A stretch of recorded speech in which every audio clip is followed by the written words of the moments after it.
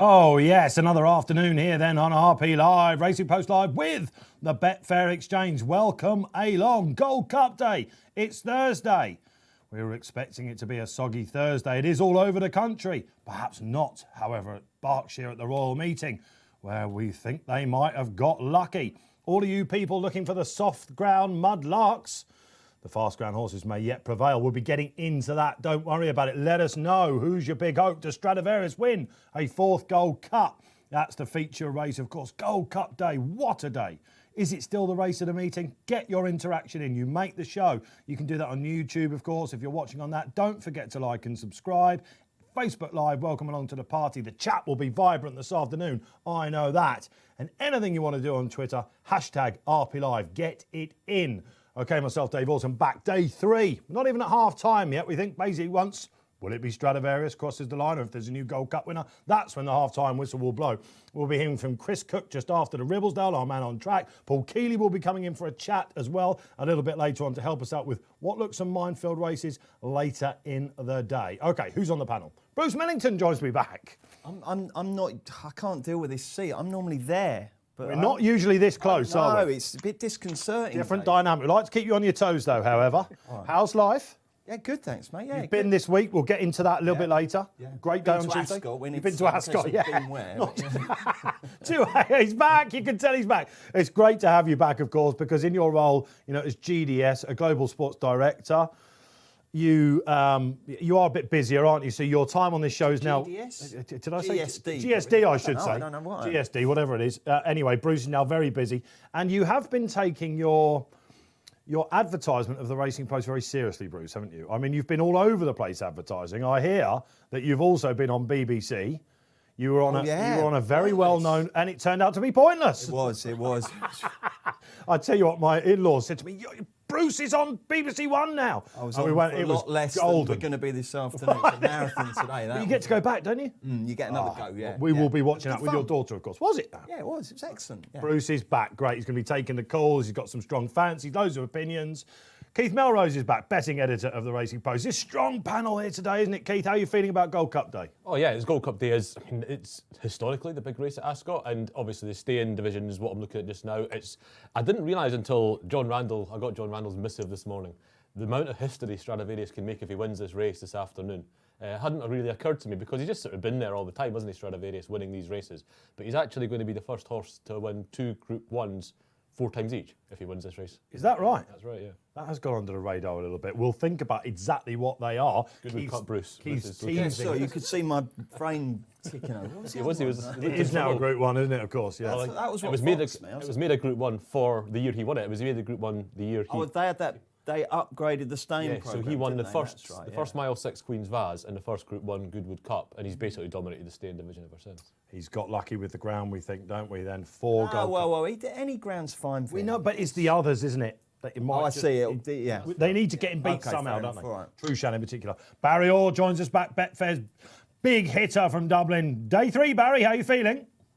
Good afternoon, gentlemen. Yeah, I'm getting the trip well, it has to be said. I'm looking forward to today. I know we're at the halfway stage. I think Keith was saying once we get over the hump of the Gold Cup, and hopefully I'll be celebrating with a Stradivarius later. So I think I'm going to get some rain from what I'm gleaming so far from the panel.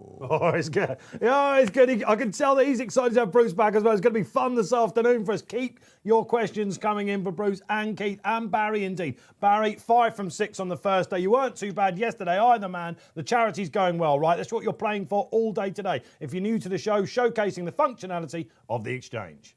Yeah, that's the key. Just trying to show people the different things you can do on the Betfair Exchange as opposed to traditional sports books, and the different markets that are available and how you can back and lay, set your own odds or be an odds taker, whichever you prefer. So really just trying to showcase that. If we can win a few money, nick a few quid along the way, well, that's great. We managed to do that on Tuesday, the opening day of Royal Ascot, and we won 725 quid for racing welfare.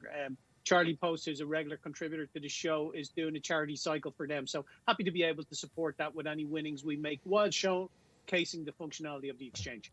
Thanks to Barry, of course, Mark Orosky and Darren Hughes, who sit in for Barry when they're not on. It has gone really well for the charity so far in 2021. So we're having some fun. We're playing from charity. You don't have to play in every single race. It is a long week. Have some fun with us along the way. Real-time analysis and reaction. And perhaps this afternoon, more importantly, throughout the whole of this week, this is where you're going to want to be, because what is this ground going to be riding like? I'm 25 minutes as the Crow 5 Barry's from Ascot, and it was chucking down where I was this morning. However, Chris Cook, our man on track, says they had nothing worse than a Scotch mist. So it's going to be good to firm, right? Maybe just a bit of moisture that came out of the ground has been returned to it, but I don't think there's any issues with the ground for any of the runners today, and hopefully they'll miss any showers tonight. It is always a guessing game. You could get a heavy downpour during the day, and then it's a massive guessing game in how much that's gone into the ground. But I suppose the jockeys will be the best guide towards that. But as things stand at the moment, I've done my form for good to firm ground. Well, that's handy, Barry. I mean, there's a lot of pundits out there that had to sort of change tack. Should we get the opening trade on Gold Cup Day out of the way? Yeah, very much so. So, Catamosto is your 6-1 favourite, 7.0. But Go Bears Go for SBS. Sylvester de Souza has been really strong in the market all day. Was as big as 12 on the exchange. There was 246 quid matched at 12 into 7.2 now, and challenging Catamosto at the top of the market. I tell you, anyone out there remembers Darren Anderton? They used to play for Spurs. They used to call him Sick Note, and that's what you'd say about Catamosto. He's 6 times they've had him entered in races, and he's been withdrawn on the eve of the race or on the day of the race. So obviously not all well always with that horse, but he must be okay to take up the engagement here. Ryan Moore, very effusive about him in his comments on his blog, which you can read exclusively on betting.betfair. But the horse I like in it is currently trading at 11. It's called Second Wind. It's one of William Haggis's. Now, I know he's a terrible record with 2-year-olds, but I'm not going to let that put me off. He stayed on well to win a maiden in Yarmouth over 5 furlongs. Then he went to Salisbury and carried his penalty. He won 3 parts of a length on good to soft when he beat Bosch, who has won since. So I like this horse. He's drawn 15 as well, which is the favourite stand. Well, my favourite stand side. And we're just going to have 25 quid win on him at 11. Keith, happy to be a price taker. And we're going to look at the 5-place market. So you can bet traditional place here, or you can bet 4 places or 5 places. And in the 5-place market, currently around the 6-4 mark, 2.42. So again, happy to be a price taker for 25 quid there. So yeah, kicking off, winning place, second win for me, disregarding the stats around William Haggis's and 2-year-olds at Royal Ascot. He's getting the trip well. He doesn't need it yet, but it's second wind for Barry. Anderton drinks in my local, you know. Does he really? Never see him. So he doesn't drink there? Just doesn't turn up.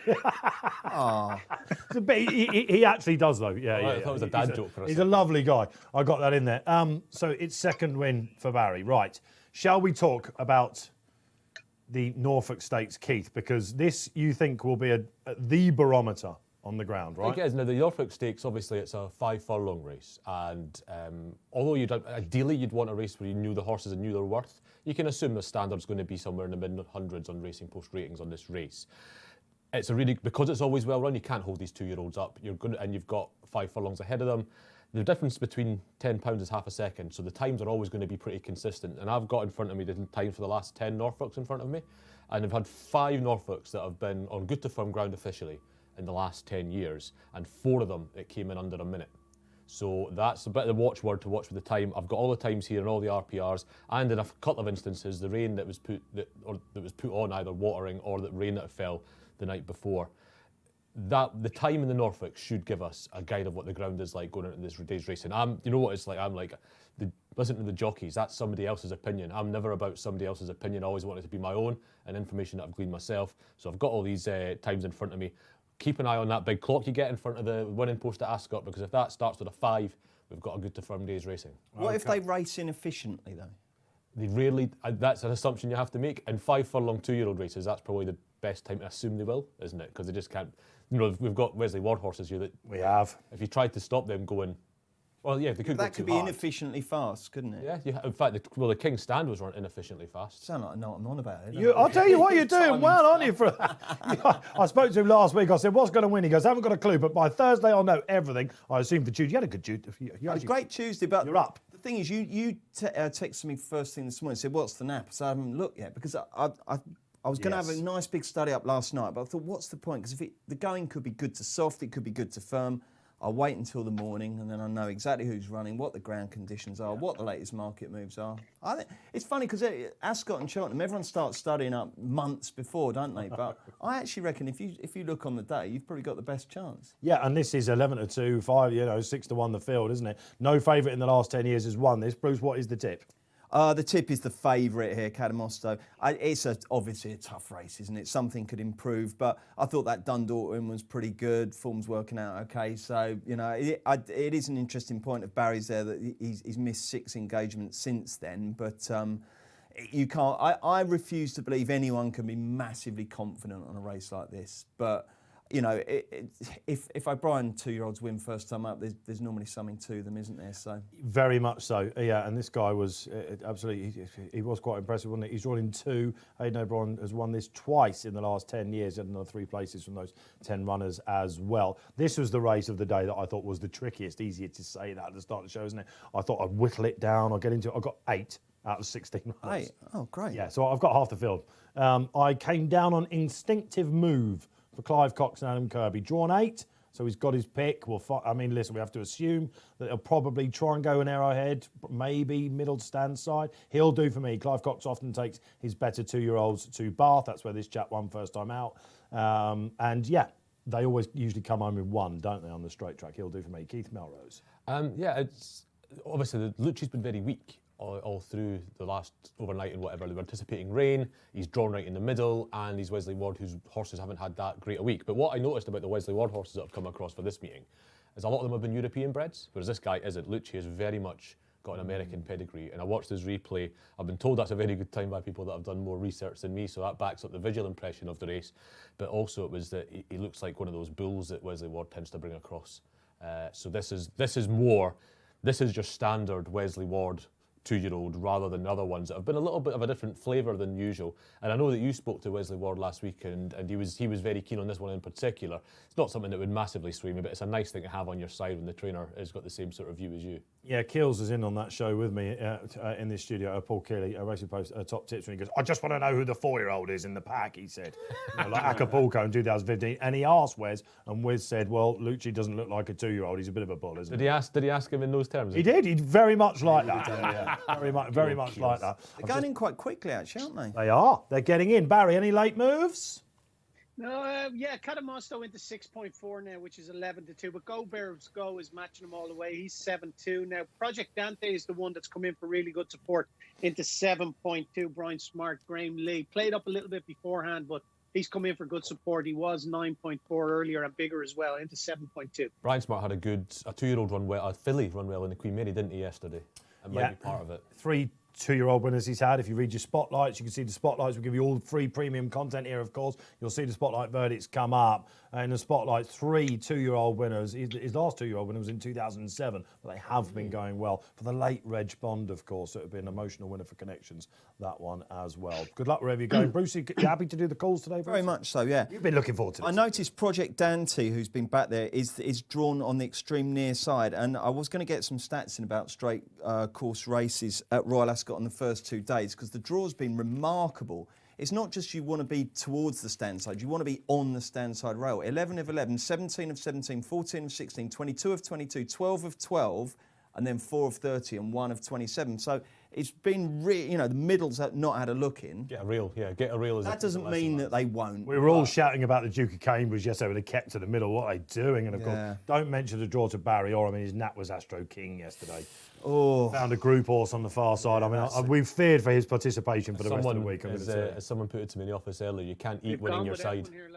Oh, they've gone without. Okay, let's find out who that is. Okay, over to They've Bruce. Gone without Instinctive Move. Move's not in. Oh, who'd have your luck? And also blowing the start is Straits of Moyle over on the far side. The early pace setters down the middle. Who's that? Lucci's in the where's Lucci? He's in front with the blinkers on. Oh, that's him. Yeah, it's quite a dark brown, isn't it? Look at Over on the far side, we've got the purple colours of Go Bears Go, showing good early speed. King of Speed's going well on the far side. But yeah, Lucci, God, he does look a big lad, doesn't he?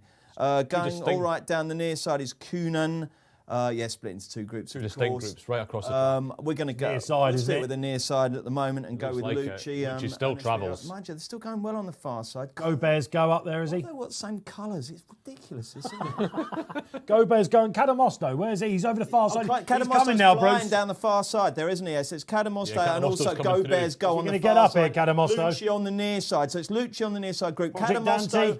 Cadamosto and Near Go side's got it, Bears hasn't go it? on the far Here side. comes Project No, it's Dante. far side, Project far Dante. side, far side, Oh. far side. It's Go Bears go, I think. Do you really? Perfect Powers won that. Perfect Powers won it. Near side, perfect power. Richard Fahey. Really? Oh, I've got Vintage mad. Clarets ran. Here we Terrible go. We've got the start. slow-mo, guys. I thought far side had won it. Perfect powers. Perfect Powers won. He's on the neck, Bruce. On the near side. It's ahead. Oh. Project Dante, did he? Oh, Yeah, Project Dante's is close for a second because they are split the lid to the Yeah, track. so okay. Project fine. Dante and Go And then Bears on go the for far side, it's second. Go Bears go, and then Cadamosto also up there. We've got in 5th and 6th Coonan, and can't see what the other one is, but yeah. I didn't see 50 seconds on the clock we there, saw Keith. 60.46, which puts it. You've got to be careful about that, though. I did that yesterday, and when I saw the actual time, it was completely wrong. Okay. So, Longines were wrong. All these Wesley Ward horses are all doing exactly the same thing. They're all getting leading home. with 2 to go, and they're not getting home, Yeah. are they? He was a bit free there as well. I suspect if you look where Project Dante is right now and look where the winner is, I think they've gone a little bit hard there. I think that might explain a slightly. Do you think they're getting a bit wise to Wes's horses now? Do you know what I mean? Don't give him an easy one, basically. Not one of his horses has had an easy one. Remember Rithin, as we thought it might be called? Well, it is called Rithin. You know, they all ganged up on her early, didn't they? Do you know what I mean? And you're sort of hampering your own cause, aren't you, by that? It's really close. it's The come first thing to say storming about that through race Perfect Power, hasn't it? is that they are, there's far side, near side. Nothing in it. No, No, it's there all is on the nothing in far- it, no. But yeah, no one's going down all the pace, middle. but it's all a pace thing. It's all pace. Yeah, and it is, the middle is where we think you don't want to be. At the start of the week, it was 8.6, the going stick. That's what they measure the rainfall in the ground, try and tell us when it's good to firm. That's a very good firm time, I can tell you that much. That's what we started with on Tuesday. Believe it or not, despite only 2.4 mil falling last night, it went back. It evaporated, basically. So we're back to where we started, believe it or not. Despite the fact that they have had showers all over the place, Ascot have missed it. A winner then for Richard What we Fahey. saw there is the big clock, and on the slow-mo, it actually clicked about 0.2 seconds after they crossed the line. There you go. So the real time's more like 60.2, 60.3. Yeah, I got into that trap yesterday. Barry then, story of the market. Did anything go really low that didn't get it home in front? Yeah. You had Cadamosto going 1.28, which is just 2 to 7 for 410 for 410 quid, yeah, and all sorts of prices above that. Go Bears Go hit 177, so around the 4 to 5 mark for 40 odd quid. That's that was basically the story of the race. What's the Betfair SP of the winner, Barry?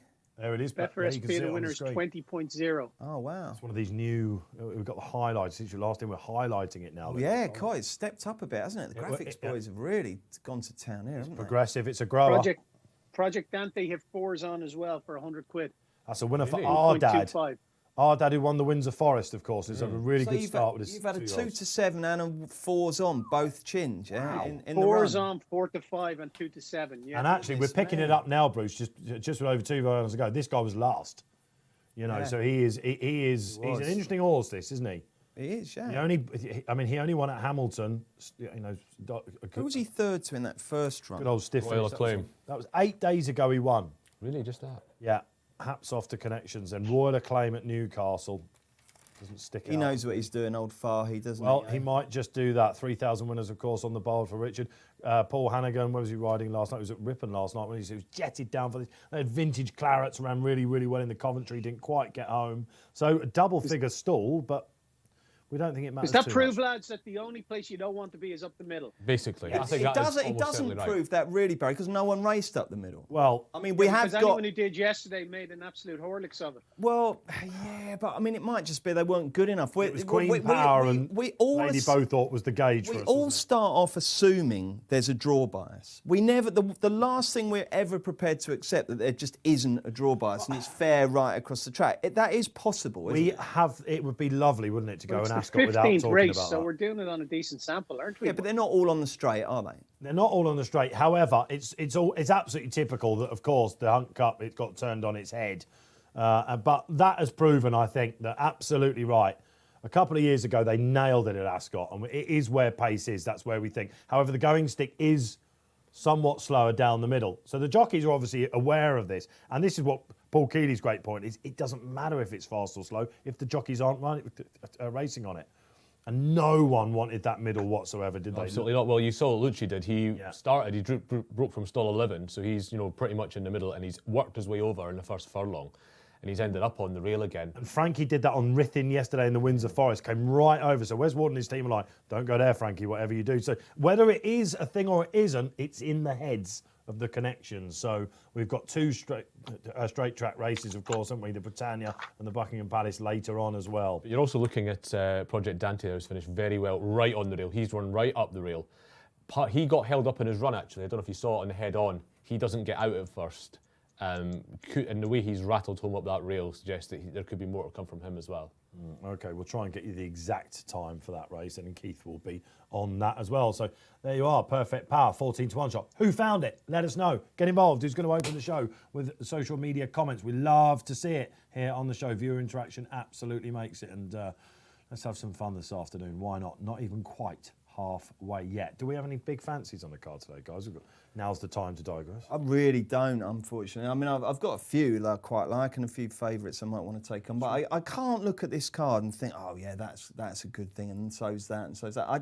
I mean, I suppose the two there's three that punters might look at short price favourites in Mo Harfeth in the next one, then Noonstar, and then Strad. That's going to be a popular treble, isn't it? That's something to talk about, yeah. You know, Harfeth has got lucky, hasn't he? I mean, wow, they've got lucky. I mean, William Aggis earlier in the week said, I'm too old to get bothered by these things. I've got some that want soft ground, some that want fast ground. But this is because of the Derby and then pulling him out. He was bothered at the Derby, wasn't he? He looked absolutely devastated. I thought he did, you know. I thought he looked absolutely. And there were people saying that it wasn't his choice. I thought he said in the interview it was left down to me, and it was his choice. So. It was. They've later come out and said the family had something to do with the decision. That's why it took a little while to do it. And Nissa is his daughter. The Hikiki colours, as you'll know, apparently she's going to take a prominent role. But it's all change, of course, isn't it, after the death of Sheikh Hamdan Al Maktoum. So, yeah, we're sort of still pushing our way on that one a little bit. Have you got any certainties for us today, Dave? Well, not certainties. I think Strad is, I'm surprised that he's still odds against, to be honest. Oh, really? You like him? Yeah, I do. Now you've learnt how to pronounce him. You're all over him, are you? I have. Well, I've had it drummed into me, haven't I? Let's face it. But yes, I used to call him Stradivarius, much to the discontent of our ex-editor. But it is Stradivarius, of course, and he's one of the greatest stayers of all time, isn't he? And you're getting over even money about him. Had it bucketed down, and I know he's very good on stuff.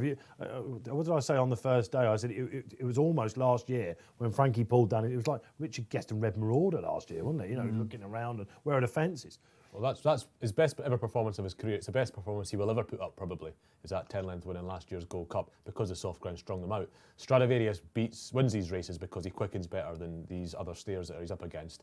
It's what he's always done, but the result of that is that he doesn't tend to thin out fields, and therefore performances where he can put up big figures are pretty rare. But we've seen it now. We saw that last year. That's what he can do. This is a serious animal. You know, he broke the course record in the Coronation Cup at Newmarket on the Rolling Mile, despite only finishing third. You know, he's got an amazing turn of foot, Keith, hasn't he? This is something else you've been looking at. Yeah, he is. Yes, the thing with Stradivarius, you know, there's two ways that you can go with Stradivarius. You obviously you can crawl a little bit around, but we know he still has that turn of foot because in the Sagaro Stakes that he won, he was basically last 3 furlongs out, and the race pace finish was 107.8% from 3 out, which, considering that's on a bend and it's 25 feet below the finishing post, that's quick. And Stradivarius started 5-6 lengths off that, so he's probably done about 109% for that last kick. You need to explain that. So there'll be a lot of people watching who are like, "What does that mean?" Which is a euphemism for me going, "What does that mean?" I'm like, so it's finishing sectionals are a percentage of the overall race speed. So in a perfectly run race, it'd be on a flat course, it'd be 100%. In a perfectly run race round Ascot on a straight course, it'd probably be a little bit below 100%, maybe. But what it shows is when you deviate massively from that 100%, you've either got a very fast finish or you've got a very slow finish, and they tell you the way a race was run. 109% when you've got to climb 25 feet in the space of 2 furlongs, you know, you're basically running 108% is essentially a second per furlong faster than the standard for the race. So that's always a sort of guide I give to people, 108% because it's about a 12-second. So that suggests they've been running a bit too slowly early on, and then they've got enough energy to really blast away in the final few furlongs. What happens in those instances, it's the horses with the best turn of foot is what it used to always be said, the best place to be when it turns into a sprint is on the front. And I think it was James Willoughby said, no, that's the second best place to be. The best place to be is on a sprinter. And that's what Stradivarius is relative to the other steers he's been racing against all his career. They tried to make him into a Derby horse, of course. Do you remember he got beaten at Chester? I did the in-running close-ups for the Sagaro, and it's the first time I've ever done a rapid headway. And it was a 7-year-old. You don't normally do a rapid headway? Very rarely. Why not? Because you don't often see rapid headway. It's one of these labels that we don't often go to, but that's the only one I've ever done. I had my jab the day before, and I was a little bit... but it's the only rapid headway I've done. And I thought, is this going to come back at me? No one did. And luckily, the next day, everyone was raving about Strad's splits that he had done. I think that the only horse that could beat him is Trushan, personally. And I'm not sure about the only one. Well, I'm pretty sure that is the case. Okay. I mean, Yates would be one of my all-time favourite, possibly the all-time favourite flat horse. Of course, the other 4-time winner. Yeah. And... I was lucky enough to do his analysis in the Racing Post. I think I called him the King. I was waiting for you to come back on me on that, but actually, by the way, it never did. I wonder if it's still there. I said the King range, which I thought might have been a bit too gushy, but I was absolutely all over him. When it's a horse's fourth Gold Cup, what use is analysis particularly? That's the time when you kind of get a little bit mushy. To read that, I called him the King, of course, but fine. My point being that I got to know Yates, like everyone, extremely well. And how many horses did they throw up against him? Classy sorts. Remember, a Geordieland used to come there on the bridle. Okay, I've talked about a right character, but Pat Kai was another one. Some other very, very quick horse. They just don't get the final 4 furlongs. That's why Mighty Mouse, as we call him, Stradivarius, who's tiny. He's an utter freak. Is he tiny? He's tiny. Is he? He is tiny. I'm not going to say not very big. No, not the biggest horse. Not the biggest, because that's one of Bruce's no-nos. Well, I say that, but it's a sort of, racing has these sayings, don't they, which only we can sort of understand. But Stradivarius, for me, odds against, I am surprised. Barry, how's he holding up in the market? The King. Yeah, he's steady away now. He was evens on the sports book, and he was out to nearly 6-4 in the exchange, 2-4-2. He's into 2-3-2 now. I would anticipate money coming for him in the next hour or so, especially he's a public horse, isn't he? So I would think that the public are going to get behind him and are going to back him. So I think he'll go off near 5-4 than 6-4 anyway, but I'll be taking him on. Well, I was about to say, do we tease Barry, the big layer of the day? And it is, of course, the triple Gold Cup hero. Yeah, well, how's the race going to be run? Are they going to let Serpentine go off in front? Well, Emperor the Sun. There's a lot there's a lot of potential front runners in the race. That's the thing, but they're all Johnston or O'Brien, and it's just a case of what they decide to do. I've got half a sneaky feeling that they'll let Neif Road go off because he's a bit too free to hold on to. They've got Subjectivist in there, and they know the way to tackle Stradivarius is with a good gallop. You mentioned this on the show yesterday. Are you basing that on the Champions Day defeat? No, I'm basing it on the fact that the reason he wins is because he quickens better. We saw last year, and he can sort of cut it at middle distance level. Oh, he can. Well, they ran him in the arc. Well, they ran him in the arc, and he was down the field in the arc. He probably is a sort of Group 2, borderline Group 1 middle distance horse that settles well enough to stay these extreme distances. That run against Gaiath at Newmarket showed you what he can do over a mile and a half. So he's 4 or 5 off top class. So how you beat him, I emphasise this, it's like saying I'd rather play Rafael Nadal on grass rather than clay. Yes, it's not to say it's easy, it's to say I'd much rather do it that way. Yeah. I would do it by going hard and just making sure it was a test of stamina. Because that's kind of what happened in October at Ascot when he got Trushan he had a terrible prep for that, didn't he? Yeah, well, he'd come in from the arc, hadn't he? He'd tried to turn him into an arc horse because they got bored winning £1 million every year. And well, listen, thank God he's back, and he is an undoubted highlight of the week. Who's with Strad? Who's against Strad? Who's with Barry? Who's with me? Come on, let's get it out there. Let us know your naps for today. Let's get some social interaction up the screen. But you can see the graphics, of course, for the Hampton Court Stakes coming up. The aforementioned Mohafeth, who was pulled out of the Derby at the last possible minute because they were worried about the ground. Few people have been a bit critical of that, Barry. He's got seriously lucky, hasn't he, this horse, with the weather? That is one thing we can say. Yeah, that's come up from for sure. I still think he's opposable in this market. I think Moving Times has a big chance. I was really impressed with him in Newmarket, and the form has worked out well. Obviously, you beat Kamari, who won the Queen's Vase yesterday. So he's no mug. One Ruler has a chance at 5.8. Roman Empire, who'll try to get off in front. He could lead him a merry dance. He's 14.5. The Rastafarian is 15, and it's 21 bar. So I'm going to lay the favourite. Going to be a price maker here, though, please, Keith. We're going to look to lay him at around 258. And we're going to look to take 50 quid at the backer stake. So if you put in the select the odds of 258, we're making our own odds here. Backer stake of 50 quid, and that will go up in the blue to back box because we're looking for someone to come in and back it with us. It'll be in there in the second box. And I think the market's going to come in our favour. Has been as big as 3.2, which is 9-4, and has been as low as 5-4, 2.2. So around the 2.62 mark now, but I think we'll get matched, but we can reassess that as we go towards race time. Okay, Barry taking on what will be a hot pot for many. How many of you got him in an acca out there with likes of Stradivarius? Let us know. In fact, who's going to open the show? Viewer interaction, let's get some up, shall we? Who comes on? Carl Wilkes joins the show and says, Mahafeth is my nap of the week. It's either dinner out, my favourite Italian, or cheese sandwiches for me, lads. Italian or a cheese sandwich? Well, nothing wrong with it. Yeah, you'll be having some. All the fad at the moment, cheese sandwiches, aren't they? I'll tell you what, if you go down to a market in London, if you're in London, cheese sandwich, you get these cheese sandwiches, the fancy cheese sandwiches. I've seen them everywhere. Beautiful. Yeah, Toasted. Yeah, there you go. Absolutely, yeah. Actually, the busiest concession in Royal Ascot the last time I was there was the cheese on toast. Cheese on toast. He's a very famous guy. He comes up from Wales, the chap, Yeah. to do it. We've chatted to him. Yeah, he's a remarkable cheese on toast. The first time you walk past there, you're like, here I am at Royal Ascot. You know, the Roux brothers have got a restaurant. You know, On there's Five, fantastic sort of pulled pork and all this kind of stuff. And then you walk along, there's a little caravan selling cheese on toast. Yeah, and they're queuing around it's the ram. block for Yeah. it. It's just down near the furlong pole. Because of course, basically, pizza is just fancy cheese on toast, isn't it? Yeah, well, we used to call peasants' food in Italy, isn't it? So, yeah. Some herbs, bit of tomato sauce. That's it. Yeah. There you go. So, Carl, listen, you may now be persuaded to go and buy some fancy cheese on toast. I think you can still get into Ascot as well. Who else comes on? We've been matched. For Carl.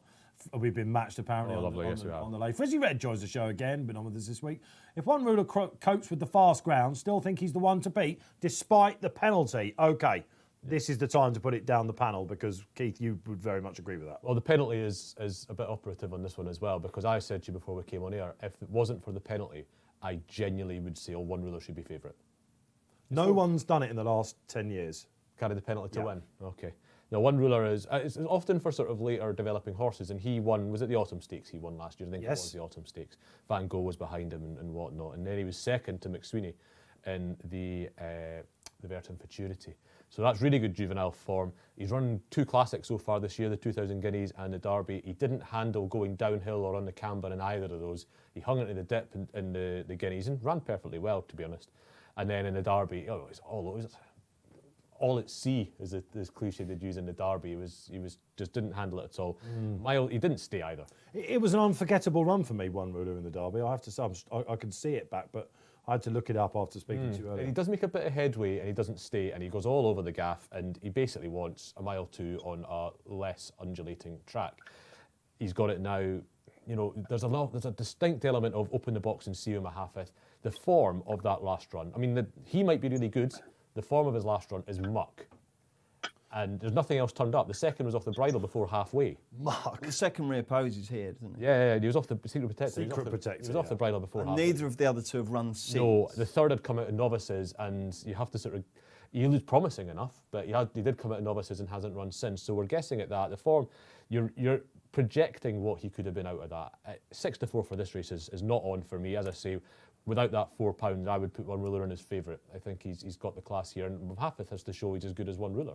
Do you think he's too short then, Bruce, on hype? Yeah, massively. Cool. Well, hype and the stable. I mean, it's not William Haggas's fault, but his horses are, you know, they never go off. The bookies never take a chance, do they? He's just a popular trainer. He's very shrewd. He's got that reputation, and they're priced up accordingly, aren't they? They never give them away.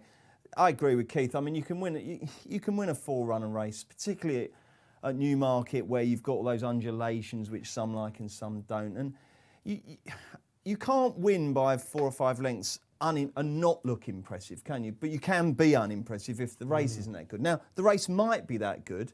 We're all going to sit here and none of us is going to say the horse can't win the race. But compared to his chance, perceived chance compared to what the market says, he's not for me. And I agree with Keith. I think One Ruler brings much, much more solid juvenile form, has 2 excusable runs in obviously far better company than this, and I'm more than happy to go with him. And I think he's the sort of horse that if you like backing each way with some extra places on the go, he's there's no such thing as an each way bet to nothing, but I think you've got every chance of at least getting your money back. Historically, he does tick all the boxes, I should say. The excellent Kevin Moyle, I say that pronounced with a little bit of an inverted comma next to it, because quite a few people, believe it or not, go, you always call him the excellent Kevin Moyle. He is, though, isn't he? He is genuinely excellent. He's our 10-year trend expert. You can get it in your paper in your members section. I'm lucky enough to be on the emails. You probably are, Keith, as well. It comes out every Tuesday for the weekend racing. It's one of my favourite games, not just a programme, but by the way, Bruce, I also like to just apply Kevin's trends to, and then just sort of see where I am and then my own logic. And mainly for handicaps, but this is quite a big trend race. 10 of the last 10 had never won at listed or above. So no Group 3 winners have done this, which obviously puts you off about One Ruler. This doesn't tend to be an afterthought, that tells me, this race. The horses that have tried the Derby, tried the Guineas, tried the French Classics or something like that. So it's one for the progressives. It is, and that is why I like Moving Time. It's horses that have, it's often, isn't it? This is horses of running the London Gold Cup. London Gold Cup used to be a time test, of course. Yeah, he did that. Yeah, Imperial Aviator, horses like that. He used to be Sangarius did Charlton's Sangarius won this race in 2019, and he had gone off second favourite for the Dewhurst. To be fair, he'd looked really good as a 2-year-old. Yes, Sangarius, who of course we saw in the Prince of Wales Stakes yesterday. This guy, he's rated 91 Moving Time. And you think to yourself, what is he doing here? He could have had his pick, couldn't he, of handicaps really off that. Why didn't he go for that King George the 5th handicap or one of them? Well, because off a mark like that. Because this is Roger Varian, and again, his quote today in the paper and in the members section on the website. He's a very nice colt, and they were very impressed with him at Newmarket. And who did he slam at Newmarket in a pretty good time? Only Kamari, of course, who came out yesterday and won the Queen's Vase. So just a quick word on that. Second to Mithras the time before, who is maybe the favourite for Britannia. He's got a big chance in the Britannia. And actually, if you go through his 2 defeats, on the all-weather last year, it's pretty good form. He's run good times, both of them.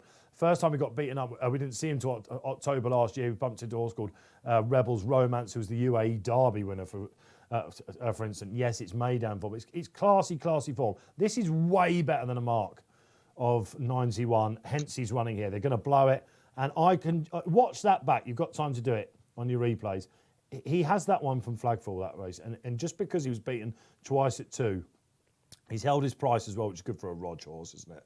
To hold its price. And I think this guy is one of the bets of the day. That would be Moving Time. And also, in terms of Barry's point about the King George, Roger's got one in that, hasn't he? I think he's got Nagano in there, so he's probably, he's got to try and... 4 winners he had last year. Do you remember we were calling them all? Yeah, that's right, yeah.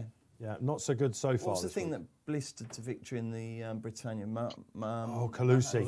Calusi, yeah. I thought I was going to win this. He's got one in the Britannia. We thought we were winning on the Crisford thing, didn't we? Finest was an absolute snip. We had him down. And then Calusi just came past him like he was standing still. I remember that vividly. Do you remember the call? We were like, what's this? Yeah, absolutely. He's got 2 Rog. Having done that to Finest sound in the Britannia, he should have had the good grace to at least win the QE2 or something, Calusi. Yeah, but then that was it. Didn't he get beat by like my Oberon or something down at Goodwood in that? Got wiped out in that Tislet race. Calusi's just gone. He should be in the Hunt Cup, shouldn't he? He's gone off the map. But Moving Time, I think, is also that is going places. Roman Emperor, as Barry mentioned, he looks like he could be the hare in this. Remember how quick he went in the Dante? It was ridiculous. Holly Doyle, first ride. She tried to nick it. She did. She tried to nick the Dante. Yeah, and she kind of, I don't want to say spoilt it, but she put a lot of horses out the comfort zone, did she? High definition. She traded at evens that day. Wow. It did for about 3 strides. You thought, has she got away here?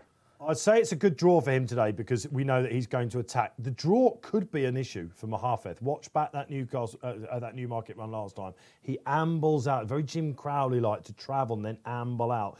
As we saw with a couple of fancied horses on the inside on the round course this week, Mushtadaf, wasn't it? I think in the St James's Palace, he just got absolutely mullered in it. Dancing King yesterday in the Queen's Vase. He is going to have a tactical manoeuvre to make, Jim Crowley. This would have been going through his head all night. Let me tell you, how am I going to get out on Mahafeth? Because he's a horse that he can't be stopped in his run. He's got that lovely daisy. He's so smooth. That's why he could just be the stallion in the pack. But I thought the draw was a potential negative as well. But it looks like it's hardening, Barry, is he? Yeah, he's in 2.44 now. So we selected to lay him at 2.58. We got matched. He was 2.62 when we decided to set our own odds, and he's only gone one way. 2.44 now, really strong. Moving time going the other direction. Was 5.1, is 5.5 now, so 9-2. One ruler is currently a 5-1 chance, 6.0, and it's 14 bar. Roman Emperor is 14. So, favourite strong at the head of the market, as you'd expect, Dave, really, off the back of being such a fancy contender for the Derby. Mixed bag of previous winners in this. Thanks, Barry. I mean, apart from Hawkbill, who went on to win the Eclipse, this wouldn't be one of the classiest races of the week, and that's probably why the horse is stepping up, can do it. You know, look, Remote, do you remember him? Favourites, it is quite a good race for favourites. We had 3 in a row. Remote, Cannock Chase, do you remember him? Yeah. Sir Michael Stout, and Time Test, of course, who had won the London Gold Cup. It's one of my favourite races of the week because you tend to see something quite impressive in it and exciting. And I mean, he could be brilliant, I suppose. You know, we can't rule that out, can we? It's a price thing, aren't we? That's why we're price sensitive, aren't we? We've got a lot to prove at that price. Mr. Haggis said after he won at Newmarket, something about him being a stallion. So, you know, and they were going for the Derby, weren't they? And on quick ground, who's to say, he probably would have gone off a clear a second favourite, you know, in that. So, look, this is the day when we find out, you know, whether he's hype or the real deal, don't we? I'm looking forward to seeing it, but it's always slightly slower on the round course, isn't it? So, what did we make from the time of the Norfolk, Keith? By the way, I've not been able to look any deeper than what we got, but you're looking at a time just the wrong side of a minute. I'm going to infer that the leaders on the near side went a little bit quick. I think it's good to firm ground, but only, you know, it's not rattling quick. So no excuses for Mahafeth is what I'm after. Oh, absolutely not. No, I don't think it'll be any excuse unless you've got a proper soft ground toss. I don't think there are excuses today. Are we expecting some markets later in the day to start playing around then with people having maybe defensively priced some soft ground horses, for example? That adjustment was probably made this morning, I would have guessed. I wasn't watching all the markets all the time, but you know, when the news that Ascot had missed the worst of the rain was going around from about 8-9 o'clock this morning. So people will have... Earlier than that, Keith. Oh, God. I mean, I get up early. My dog comes on and nudges me. You texted me about 7:15 this morning. And honestly, you go on Twitter and there's this small group of people who are obsessed. You know, I'm surprised they haven't bought property by every major racecourse so they can go live in it and stand out in the garden and go, oh, is it raining? Got a drone or something. How much rain's there been? I was like, what? Anyway, the word got out that there hadn't been much overnight. I think tomorrow's going to be the tricky one, isn't it? Because doesn't it? The forecast looks terrible. So I wouldn't be getting stuck in on tomorrow's racing too early. It probably will creep into Saturday a little bit despite the evapotranspiration, is that the word? Evapotranspiration, yeah. Or evaporation. Or just evaporation, yeah. But evapotranspiration, quick word on that, because it's been doing the rounds on social media. It's basically something that came in when Turf Tracks put all those weather stations in at the courses. It's something they can measure in the ground.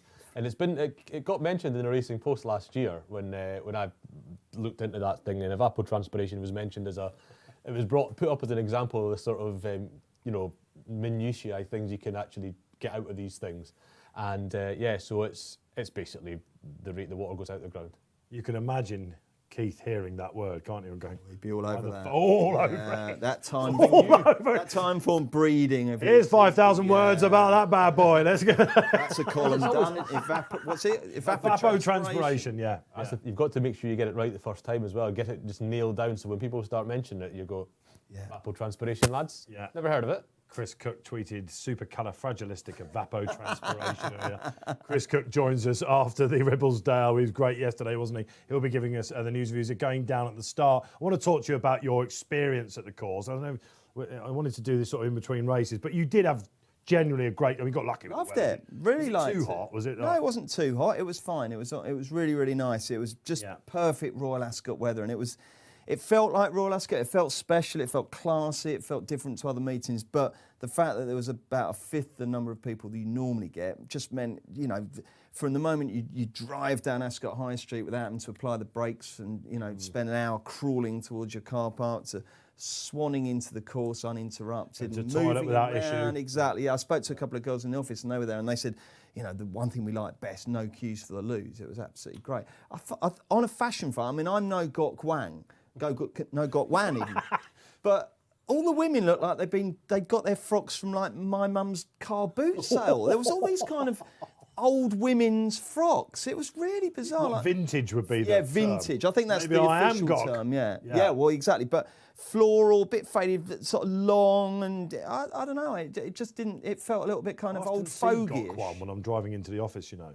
Do you? Yeah, he's got. So you got Darren Anderton in your local. Yeah. Gok Wang is a. I knew I was going to say this, and I thought, do I say this or don't Name I? dropper. Well, Yeah, listen, it's a big don't let old it. name. Coming from Barry Orr, I tell you what. But yeah, no, absolutely, Barry, you're right. But I do see him. I've never chatted to him. I saw him like in traffic. In lockdown, I saw him quite a bit. You know, I was coming through. He's got this pooch. I want to say it's like a French bulldog.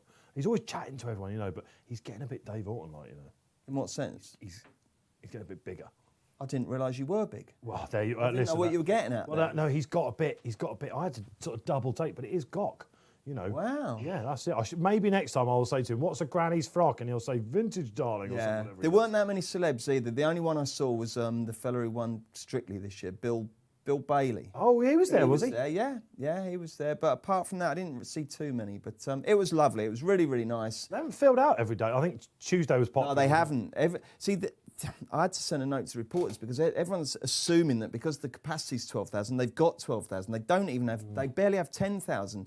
And someone at the track was telling me that basically what happened is they only got the go-ahead to expand the capacity quite recently. Did. And they said Royal Ascot is not something you just suddenly click your fingers, oh, let's go to Royal Ascot. You've got to take the time off, you've got to get the clobber, you've got to go to my mum's jumble sale to get a dress. You know, it's not that easy. See what Gok's saying? Yeah. Exactly, yeah.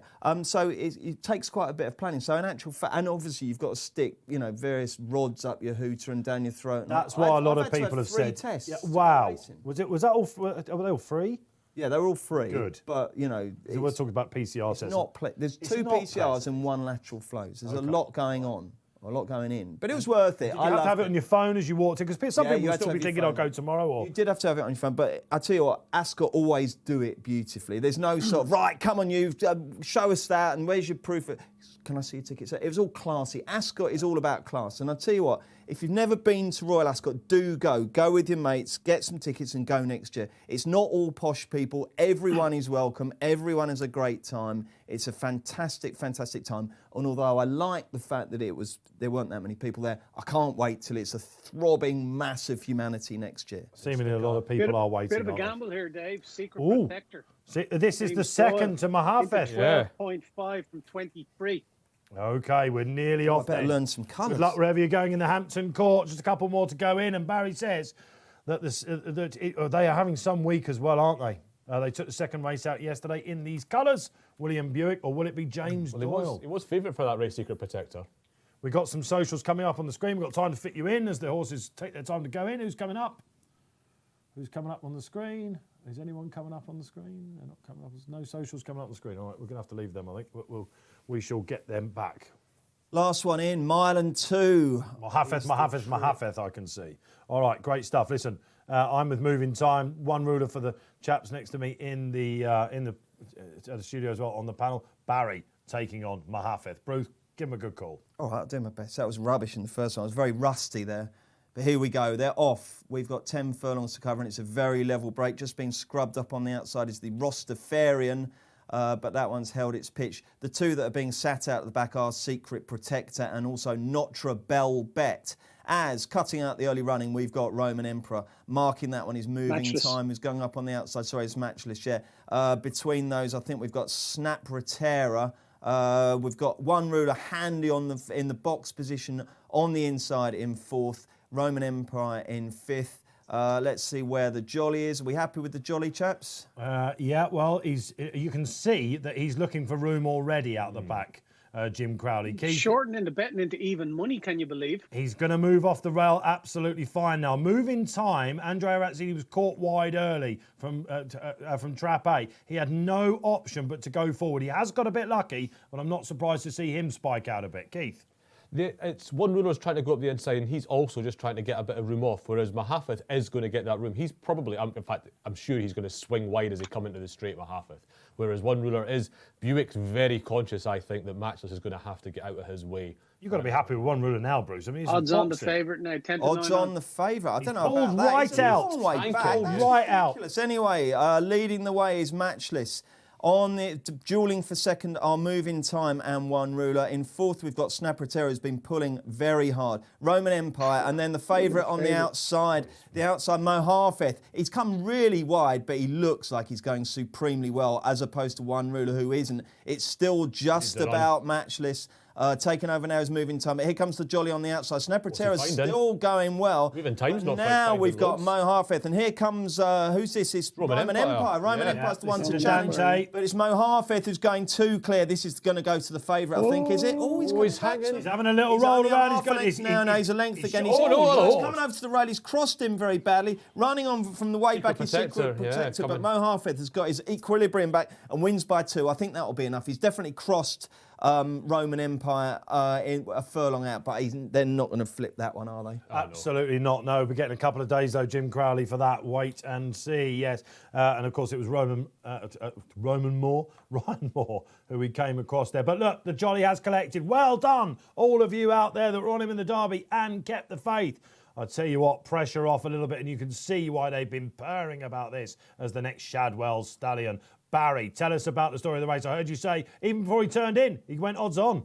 Yeah, he was odds on even before turning in. He travelled supremely well too, didn't he? When he, although he had to pull him wide, but he seemed to have them all kettled at that stage. Roman Empire put it up to him though. He traded low at 2.14.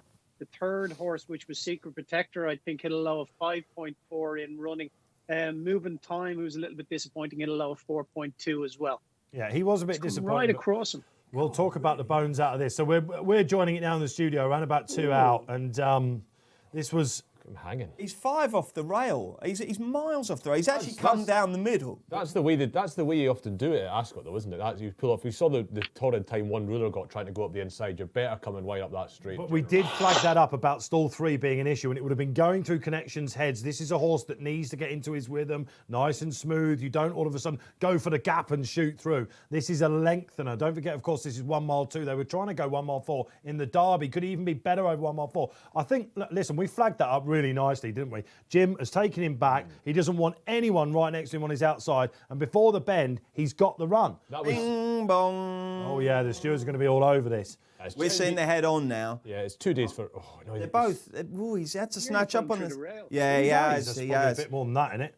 Yeah, that's. You'll get a bit of a holiday for that, Will Crowley. Don't forget, this is Royal Ascot. This is where they advertise it. The stewards a little bit more, as we saw with William Now, Buick. importantly here, the horse that was interfered with, Roman Empire, did finish second. For second. So, but... There's 103 to keep it, Bruce. Yeah, I'd be staggered. I'd be staggered if he doesn't keep it, wouldn't you? Yes, very much so. That's a lot of insurance betting there, Barry, isn't it? I suppose people who've backed him and they think, well, I may as well just lay off at 1 to 25 just to get my money back, yeah?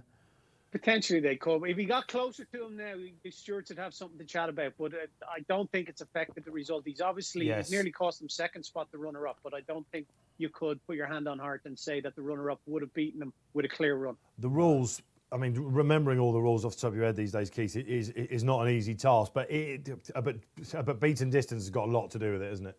Yes, it does, and it's about affecting positions, I believe, and that's not affecting. Okay, what winning margin would that have to have been for the stewards to consider flipping it? Half a length, 3/4? I don't think it's helpful. I don't think it's helpful to put a ruling on that. I honestly don't. I think they do, don't they? I'm not talking about rule, but you know that is a factor. If that had been closer, there's no way that Mohafeth would be fought 1 to 104 to keep the race, would he? He'd be near 1.8. If say that had been a neck.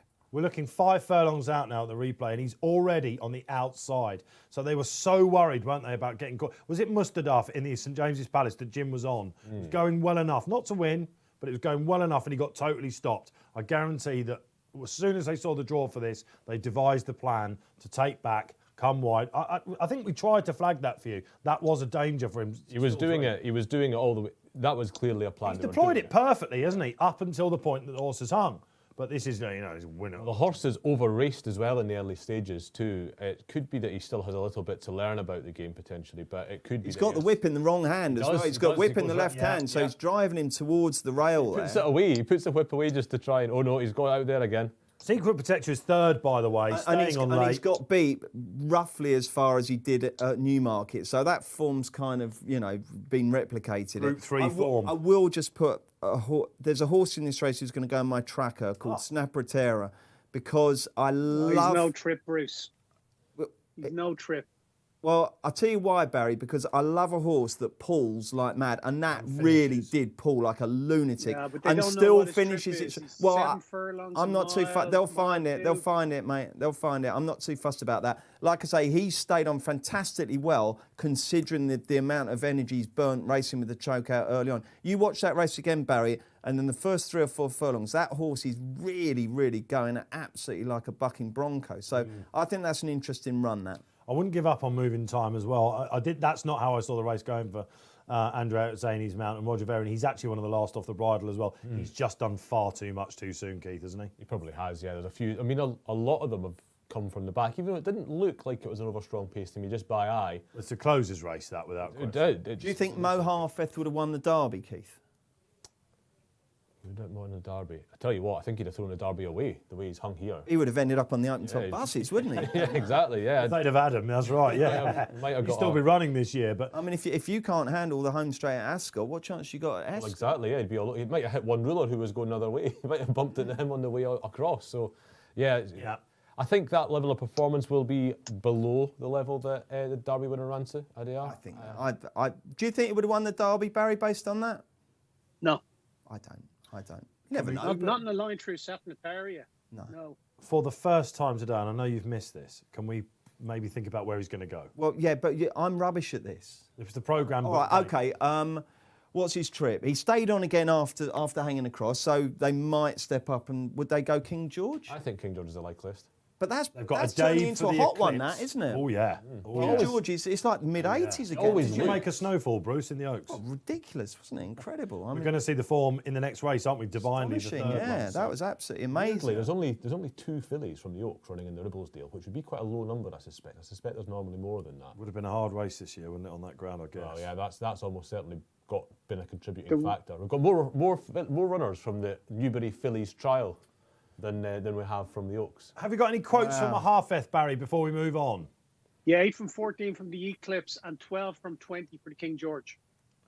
12. That's about right, isn't it? I think probably. I don't know. Do you think he'll improve at mile 4? Yeah, I think he will. Won't have to press the buttons so soon, will he? He's by Franco. The Dam stayed a mile and a quarter. You wouldn't want a small field in that, would he? I don't think. Probably not. And the thing is, the King George always looks good at this point. The King George just isn't. You think it might cut it? Well, we had 3 runners last year. Yeah, so Could be good this year. If I hear that Haggis says, "Oh, it's King George next, chaps," I think 12 is the price. Yeah. Okay, all right then. There you go. Any takers of you out there? He's got some fan club, this horse, hasn't he? Didn't appear until Lingfield's Cheltenham week where he came and won at Lingfield. Now 1-1-1-1-1. William Haggis off the mark for the week. That was the Hampton Court Stakes. 2 races down already here then on Gold Cup Day. We're ramping up for Gold Cup Day. Stradivarius, what is he? What time is it? 4:05? 4:15, isn't it, of course? The Gold Cup. We'll get the time on the round course for you as well. Proper run race that as well, wasn't it? So no problems. Yeah, you didn't by eye, but the times come out quite well. Yeah, it was about the clock on there said 2 minutes 5, but that'll be out again. So we'll take what we. I didn't do the times for the Hampton Court to the same extent as I did for the Norfolk, so we'll have to wait and see on that one. But there's absolutely nothing that I've seen so far today suggests we're not just looking at bang on good to firm ground. I wouldn't be amazed if it was from the Norfolk time, if it was, they say that it's quicker on the going stick readings, but that wouldn't necessarily come out from the Norfolk time. Okay, all right. So reminder today, we go up to the 5:35, isn't it? Yeah, absolutely, which is, of course, the King George V Stakes, of course, the handicap there as well. Well, it's always a great race, that, isn't it? Full of horses that, probably one in Sir Lamorak, who was favourite. Sort of like horses that could have gone Derby. Horses that aren't forward enough for the King Edward VII, which is on Friday. Is that tomorrow? Yes, they were worried about the ground for the Fav as well. So Lamrack, he was pulled out of Chester when he was going to go for the bars on soft ground. And so they're running here instead. Could he be a group horse in a handicap, as we say? Let us know there. Of course, we've got Usually there's at least one in the King George V, to be fair. It tends to be one. It's a race that Braveheart goes for, isn't it? Yeah, well, he tends to have these horses that just keep improving, and they often go through handicap. A lot of his good horses go through handicaps more than other trainers. Kondo Asami would be the best fancy. And Paul Keeley, we heard from him yesterday. Paul will be joining us as well after the Gold Cup to have a chat about the remaining races there. So if you want any help there, I know that Paul, I saw him coming into the office actually this morning. He looked a little like he was feeling the pace. Splendid in green. He did. He looked great, didn't he? Green. He's got his. I've been playing golf with him a bit. He plays golf so much. I mean, his son. He got an eagle. Incredible. He did. Yeah. You've heard all about that. Of course. Was yeah. Flapping around. Like Honestly, the other day. The other day, he spent longer telling me about the previous round than the round we actually were playing. It went on forever. I think, yeah. I mean, an eagle is a feather in your cap, though, isn't it? Well, it is. Yeah. No, very impressive. Yeah, he's got a spring in his step, and Kills will be back on for the next couple of days. Of course, William Haggis's quotes after the Hampton Court will be really interesting. You can get them pretty much straight away on our website in the report section. News, of course, look for them. The analysis races as well. Don't forget this week, if you want to join the members section, 50% off. Ascot 21 is a referral code I saw for that. Join up. Absolutely, you get absolutely everything on it. It's imperative, really, isn't it? I know we do this QVC thing, don't we? But it's best deal in racing. Funny enough, I saw someone at Ascot and they said that deal, 35 quid a month. You get all the newspapers, the Weekender, the Racing and Football Outlook, all the replays, all the ratings, all the premium content, for just over £1 a day. You know, everyone says to me, "Oh, Racing Post's expensive now, isn't it?" But if you get it online, I think it's just as nice a reading experience as having this. It's the way it's going. I tell you what's really good, the pictures. I mean, Edward's pictures from Ascot with a light box behind them on an iPad are just spectacular. I think it's brilliant. Yeah, I mean, I know it would. The colour this week, well, you would say that, that's right. But no, it is. It's fantastic value. Yeah, the colour this week has been really, really good. We've got top boys on course, absolutely, for you. I listed down, I know, there this week as well. It's going to be great reading. Don't miss it. So you can join, 50% off if you like. All right, shall we move on then? 3:40. We've got plenty of time for this, about 20 minutes, haven't we, of course. It is the Ribblesdale Stakes, the Ascot Oaks, if you like. Nearly Rands from the classics, of course. The favourite here, Barry, this could be an emotional winner for Sir Michael Stout. He's beginning to have an 82nd winner at Royal Ascot. Remarkable, isn't it? Does she win? Yeah, well, she really bumped into one in the Musadora, didn't she? She traded 1.78. I just didn't like the way she hung that day in York. I think she's opposable again. There's a couple of horses I think could do her at decent prices as well. Ashada, who stayed on well to win a Phillies listed race. I had a few of these behind on Good to Soft in Newbury. I thought she looked a really, really nice filly. I think she traded at 70 that day. The time before that, when she won a maiden in Nottingham on soft ground, she traded at 60. So she's one of these that can be out of her ground just a little and will stay on best, probably do her best work at the finish. But there's plenty of time in the Ascot Straight to get her together. Yeah, I'm going to take on Noon Star. 3.35. Happy to be a price taker here as well, please, Keith. I'm going to take 50 quid at the backer's stake. So 3.35. That's the pink. We'll take 50 quid at the backer's stake for a liability of around 120 quid and happily do that in this. She has been as big as 11-4. So she's come in somewhat, but I think that's her price. I don't think she'll go much bigger than that or much shorter than that either. It's a competitive Ribblesdale. And like I said, I think Ashada for Jim Crowley again in the Shadwell colours could run a big race here. Yeah, going for a quick double then, aren't they? The Shadwell connections. She is very interesting at that. Before we pick the bones out of more selections and Barry's trade, she's got plenty of time then. If you want to get with Barry, taking on another fav here. It's been going well, hasn't it? Basically up until Mahafeth, but we think we might have seen something special there. Jack Worrell comes on, enjoys the show, says ad infinitum. Good each way choice. Definitely. Okay. All right. Okay. And Alan Chronic, who's been joining us this week, Noon Star, without a doubt. She's. Have we got another one? Have we coming up as well? One more. Yeah. Frizzy Red comes back on and says to buy Fountain for me in the next, who was well backed earlier on. We have got some also rounds there. Then from the Oaks. Any word in the inquiry, lads? Well, I'm just looking on screen, and Jim Crowley is currently kind of, plaintively putting his case to the stewards who are wearing masks and having a look. So Not quite sure, but yeah, no, it's not done yet. But again, Still 1 to 50 to keep it. Yeah, the market hasn't been closed yet on the exchange. There is still. He looks fairly serious, old Jim, there, doesn't he? what do you reckon Ryan's like in his stewards? Do you reckon he'd be decent? Just who was it? Was it Yes. Shane Murphy who he absolutely butchered? He said something like, "You're not strong enough to." Yeah, Oh, strong enough to hold it. That was it, yeah. Absolutely. It just shows that you was what, brilliant, when that, you get wasn't to it? that level, how much is at stake, you know. Yeah, I mean, you're not gonna be pals in there, are you? I don't think.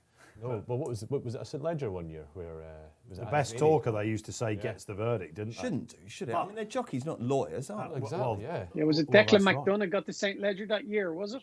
Yeah. Yeah. You don't get a court case and they say, look, you two ride a horse and the one who rides it best wins it, do you? You're either a lawyer or a jockey. You can't You get do stewards on the race day, of course. Then it goes independent if you take it anywhere else, and all that Well, sort it's of one stuff. thing. It's one thing in a law court. You're trying to hoodwink a jury of your peers, whereas these stewards should be better than that. Yeah, I mean, you shouldn't actually need to state your case. Basically, it's all there for you. If the stewards want to ring you up and ask you a question, then fine. But you shouldn't be saying... the stewards are looking at the pictures. The pictures are what They happened. shouldn't need an explanation to make their minds up, is what you're saying. Exactly. Yeah. No, Yeah. I can't think of something a jockey's going to say in a stewards. It will make the It's gonna steward add go, anything to actually, the you're pic- quite Yeah. right. No, 3 to keep it now. Wow. Oh, so Jim looked quite serious there. I thought it was a done deal. The one thing you would say, A, the whip's in the wrong hand, and B, coming from the middle of the track across to the rail like that is it's not an unusual, it's a dramatic move because he's gone from where he is 5 deep to the rail in a very short It's space a pretty of time. solid winning time, by the way, in the Hampton Court. Slow by 0.32 seconds. Okay. So that's maybe. It's good to firm ground. It's just it's simply good. Yeah, to yeah, firm Wouldn't be a there's no debate, is superstar there? No good debate. to firm time, would it? Not really. I mean, Poetic Flair blew up the clock, didn't he? Oh yeah, St. the James's time. Palace, you know. His time was extremely good, and He got higher RPR than Palace Pier, didn't he? on the day. By 1. On a day, yeah. Palace Pier's peak is still £2 or £3 higher. But yeah, on the day. It's interesting, though. But I think it was a better performance on the day. Trushan, we're hearing non-runner. There you go. They pulled him out. Oh my goodness! Why? Let Barry What's adjusted wrong? that one. He's won on good ground. What are you doing? Run it. We've got the next Mahafeth. Oh, God. Run Trushan it. non-runner. Oh. Yeah, we thought it might happen this morning, Barry, when he began to drift out a little bit. I heard you sighing there. Yeah, it's just it was obviously you want him to see him in the market. He last traded at 6.2 on the exchange, so he's a 5 to 1 chance. You know yourself, like it's what 17% of the book taken out. When you're laying the favourite, it's not what you want to see. What price does he go now, Barry? What, 5 to 6 on, something like that? He'll still be odds against. Probably around 11 to 10 mark. Yeah, I think on the exchange he'll still be odds against. All right, Happy well, the days. I'll happily lay him at odds on. I hope you're right, but Mark has fear that he'd still be odds Mark is against. currently suspended, so we'll see what happens. They've not really taken Trushan out the exchange. Oh, that's a real blow, that, isn't They it? have to have a chance to do it. Yes, that's right. And they have now, and he has a shade of odds on. Can I give you a quote coming through James Stevens? Excellent, James Stevens. He's so quick, our young roving reporter. And obviously they're saying, you know, how happy they are about he hasn't actually given me the name. The winner of the Norfolk, which was, of course, Perfect Power. Perfect Power. Thank you, guys. We were very sweet on the horse. He came out of Tally Ho stud. We haven't had him long. It was a bit unlucky first time. Missed to get everything wrong. We were quietly confident he'd run a good race. He was bought to win the Norfolk. You think you would say that? I don't know. Quarry must be over as well. And they're going to go 6 furlongs next with him. So look out for him next time over 6 furlongs. But they think he's a horse definitely going places. Don't forget he's had the likes of Ribchester. Or could we have seen a decent winner of the Norfolk? Looks that way from the quotes. Thanks, James, for that. Yeah, inquiry over then, Barry, you're thinking? Inquiry over, yeah. The market's shut, so the inquiry's over. Right. Any word? Not as of yet. As soon as we get that, the boys in the gallery will be hard on it. Of course, we're expecting him to keep it, aren't we? Yeah, of course we are, yeah. Be absolutely staggered. Mahafeth, if you're just joining, with 2 races down, basically, which is why he took the first. And the favourite for a lot of people, the banker on the week, with the ground hopefully staying his way. Unaltered.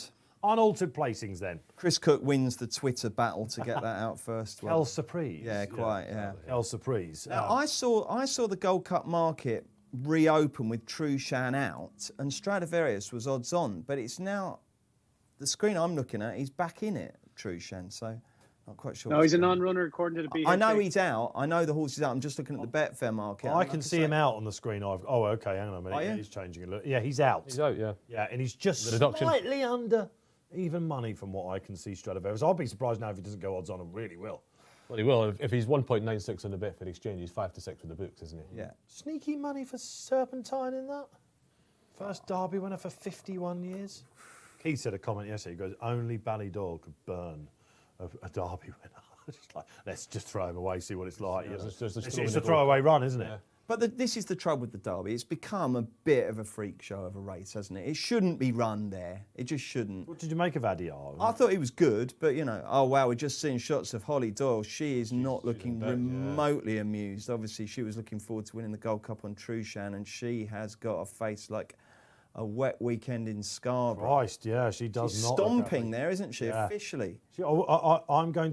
I'm going to go further. Actually, look like she's welling up to me a little bit there. Oh, that is sad. That I don't get that. I mean, like, if the horse is fragile and there's a chance he'll get injured on that ground, then I totally get that. If it's a welfare issue, but and that they would know that better than I do. So I don't want to open my trap unduly here. But if they think that the horse isn't going to do his true running there, I'm not sure that's right. He's won on good ground, hasn't he? I've He's one on heard. good- He has been pulled out on good to firm on citing unsuitable ground and very early in his But career. why is it unsuitable, do you think? Because Well, this is something I just don't know, to be honest. Thingy was interviewed after he ran second to Japan at Chester, and I heard that interview, and he said we've had to wait for the soft ground, for the softer ground, I think. I sort of irk some of it is even though this horse wants softer ground, blah blah.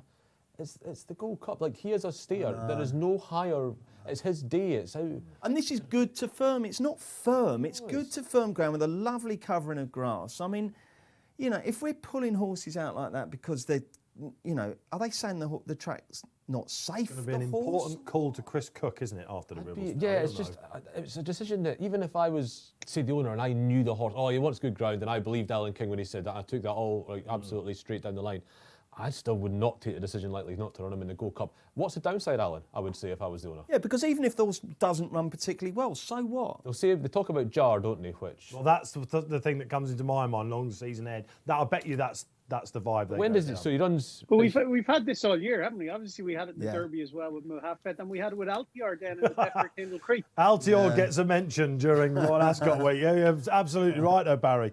We have it's a bugbear of a lot of people, isn't it? As we well know. I've said it often enough now. It reminds me of medieval villagers talking about demons stealing the crops, ground stuff to me. It just sounds like complete hokum half the time.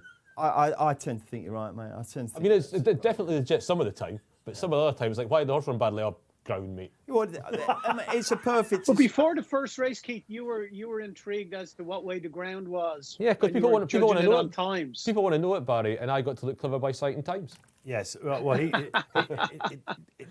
talks about the actual evidence out there, but the fact of the matter is, Barry, But it's hokum, really. that this morning, all anyone wanted to know who was interested in this day at all, whether you're going or whether you're just looking at the racing or you're a fan watching from afar, was how much it had affected the ground. That's all anyone wanted to know. There is one horse today, and I know I don't back on ground very often. There's a horse I'm backing that's in the race that we're not covering here, the last, is based on ground. You're very happy with that, aren't you? What's happened? Dania, yeah. Dania's a horse that I'm convinced wants really fast ground. His dam was Quisquera, who, and Barry's going to pick me up on that pronunciation, I've no doubt. But she won the Albany on rattling quick ground and then was second in the the fastest 1,000 guineas in history. This is Owen Burrows. Owen Burrows what we think would be the second. The ostensible second string. Wow. Because I think he won, and then he's been fourth in the Lincoln and second in the Spring Cup. I forget which one's a consolation race for Doncaster and which one's the one at Newbury. But anyway, he's placed in those two races. Hasn't quite seen the race out like I thought he would. So he gets 7 furlongs on rattling quick ground today, and I really quite fancy him. And with him, I think it is ground because his dam just stood out when it was really rolled quick.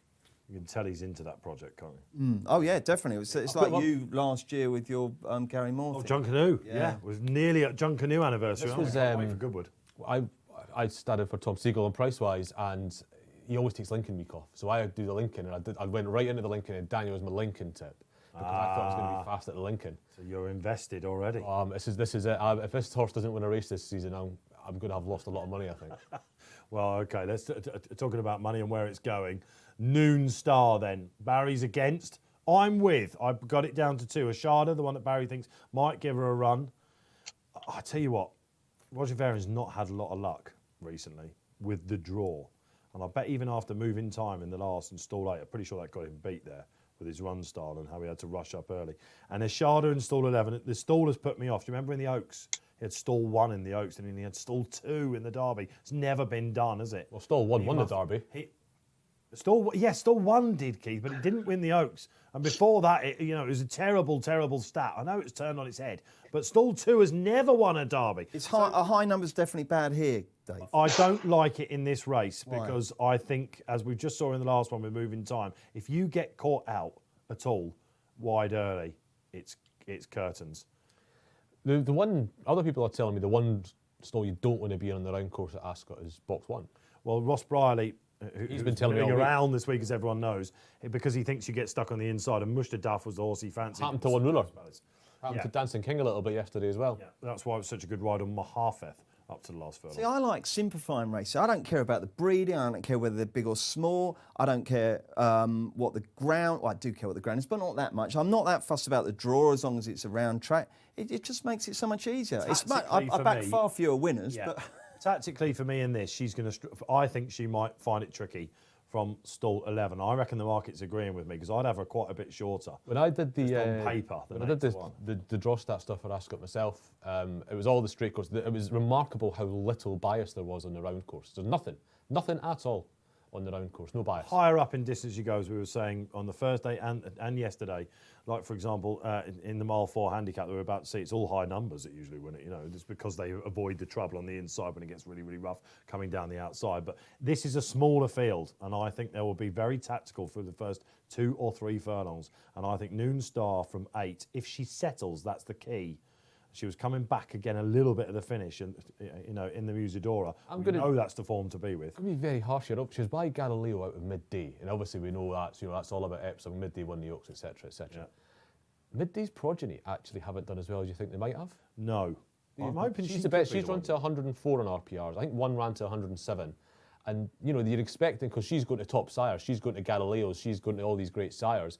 And she's producing listed class horses at best, to be quite honest with you. She wouldn't have minded a bit of rain this one, but I think she'll be fine on the good to firm as well.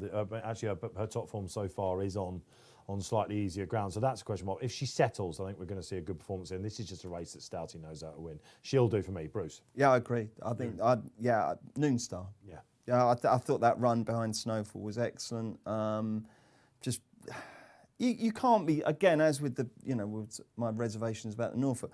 This is older fillies, obviously, but there are still some progressive sorts here, aren't there? You could look back on this in October or November and say, wow, how did that go off at 14s or whatever? Because you don't know yet what they've all got in the locker. But Noon Star, deserves to be favourite, not wrongly priced, but likeliest winner, and a bit over 2 to 1. I can back her. Yeah, same. I mean, I do think the Bravey, Dubai Fountain, has got a clear RPR edge. If you can forgive the Oaks flop, which I can, because as I said earlier, Epsom's just a obstacle. Yeah, it's just weird. You can forgive horses those runs, and therefore she comes back into it on her best form. So I'm going to have a little saver on her, but I think Noon Star's one to beat. Dubai Fountain's a really interesting demonstration of how sort of moderate the 3-year-old fillies have generally been, bar Snowfall, of course.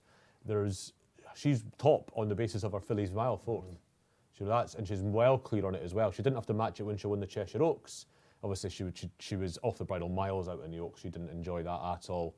So, yeah, she's still quite a way top here because of something she did as a 2-year-old, which you would think was rare for a Ribblesdale. Do you think that not... 4 to 1 chance in the Oaks as well. Yeah, she was. She got really well backed, yeah. Do you think not enough's been made of the fact that the 2 fillies that got mixed up in that fillies mile went and won the 1,000 guineas and the on the show? It's mad, isn't Mother it? Earth and It's Snowfall. absolutely mad. Absolutely crazy. Because at the time, we were like, well, it's a big race. But I think they went back to Tipperary and went, right, they're all piling on us for doing this mix-up. Let's get them the classic. It's just an unbelievable coincidence, isn't it? It really is. It's yeah, you're right. I must admit, when I heard that a couple of days afterwards, I went, oh, of course. Yeah, we all know what happened last year, but the two classic winners then. Will we see Snowfall form advertised? Gloria Mundi, quite an interesting horse, isn't she? Where did Keith Melrose go in this? I've gone for one of the unexposed ones that's coming through, actually. I've one of the 4 horses that run in the Newbury Fillies trial. Twisted Reality finished last of the 4 that finished that have come here that day, but she was obviously the one that was going to improve. She looked very, very green early on and was doing her best work at the finish. She's by Fascinate Rock, and her dam is a Galileo who did her Lady Dragon, her name was, and she ran in France and put up her best performances at 4, and she stayed very well. I think she stayed a mile 7. So, you know, she's going up in trip now and up in grade, which is quite interesting. You wouldn't do that lightly. I think Beckett might have been quoted as saying that this was just to get her ready for the Ribblesdale. The Ribblesdale has always been the aim. And yeah, I think she's going to improve an awful lot from that. She's 12-1. I think that is a very big price. And it's a race where I would very much take a chance because I think these 3-year-old fillies are very ordinary. I couldn't work out why she was that sort of price. If you watch it back, that finish, you've just about got time to do that. She's just doing all her best work late, isn't she? She definitely is. I mean, it's because there's 3 horses that finished in front of her are all running here. Ashada, Gloria Mundi, and the third was in there as well. And it was Aristia. Aristia, that's right. So yeah, they've, you know, a lot of people would struggle to see past that, I think, because there's not just one horse that's finished in front of her, there's 3. But yeah, she was doing her best work at the finish. She could have been second with you know, had the penny drop quicker. She's definitely going to improve for the longer trip. And you know, she could have been in handicaps off 94 with that mark. I think she's a lot better than that. So it's very interesting to have her in this race, and it is very much a race where you can take a chance. Okay, Noon Star, you can see they're going. Spotlight verdict of Ben Hutton. He's going for Noon Star as well. Fraser Thurlow comes onto the show. Welcome along, Fraser. Ashada, another Jim Crowley hold-up masterclass. Yes, I mean, I kept looking down to see what it was at Newbury Ashada when she won, and I was like, this is a big jump up. But it's one, you know, it's 1-1, isn't it? And it's the right colours. I think they'll be upset about the draw they've got here. Do you think the trainers go, oh, we've been drawn here, and like nothing you can do about the draw, is there? And it's like William Agis said about Mahaffeth, if it rains, it rains. I'm too old to get worried about this thing. But he has had some rotten luck with the draws recently, Rog. He's a very level, placid kind remarkable of fella, isn't he? I don't think too much gets him off the bridle, does it? You know. But no, you're right. He's such a nice guy, Roger Verin. You know, a lot of those trainers have their moments. Let's say. You know, you get the odd hissy fit, or they'll try to make him laugh when I interviewed him. Give you a bit of a. I tried to sort of get a bit of. Tell you what, stiff task there. He kind of went. Yeah, I'm not sure you'd want him in the front row of your stand-up routine. But I'll tell you what, he's such You'd be like. He is such a nice fellow. He's a really nice man. I like Roger Verin enormously. Yeah, he's a great guy. I think I say about Ashada as well. She's by Muhara. She's by a sprinter. That's some mouthful, by the way. That breeding, isn't it? It's Muhara and Muhawala. Yeah. I think you've actually nailed that out of a Naif mare. Well, it's all M's using E's, isn't it? They're quite. That's amazing. There's a lot of M's, aren't there? There's a lot of M's. So yeah, she's already outstaying her pedigree by having. Well, Muhara, it's not the first time I've had this conversation on this show. His SAR index is 8.5, but he is a Commonwealth Cup winner. They tried to make him a Guineas horse, of course, didn't they? He didn't. He's throwing up winners over middle distances. Isn't it weird how we see these sprinters sometimes? No, they never. He's not. Handyman's going over. He's not exceeding Excel, is he? But he's, you know, I wouldn't be saying I wouldn't say, oh, that's going to sign a Ribblesdale winner. Right. Dubai's solid, isn't he, Barry, here? Isn't she, rather? Dubai found him very solid. We haven't talked about Divinely at all.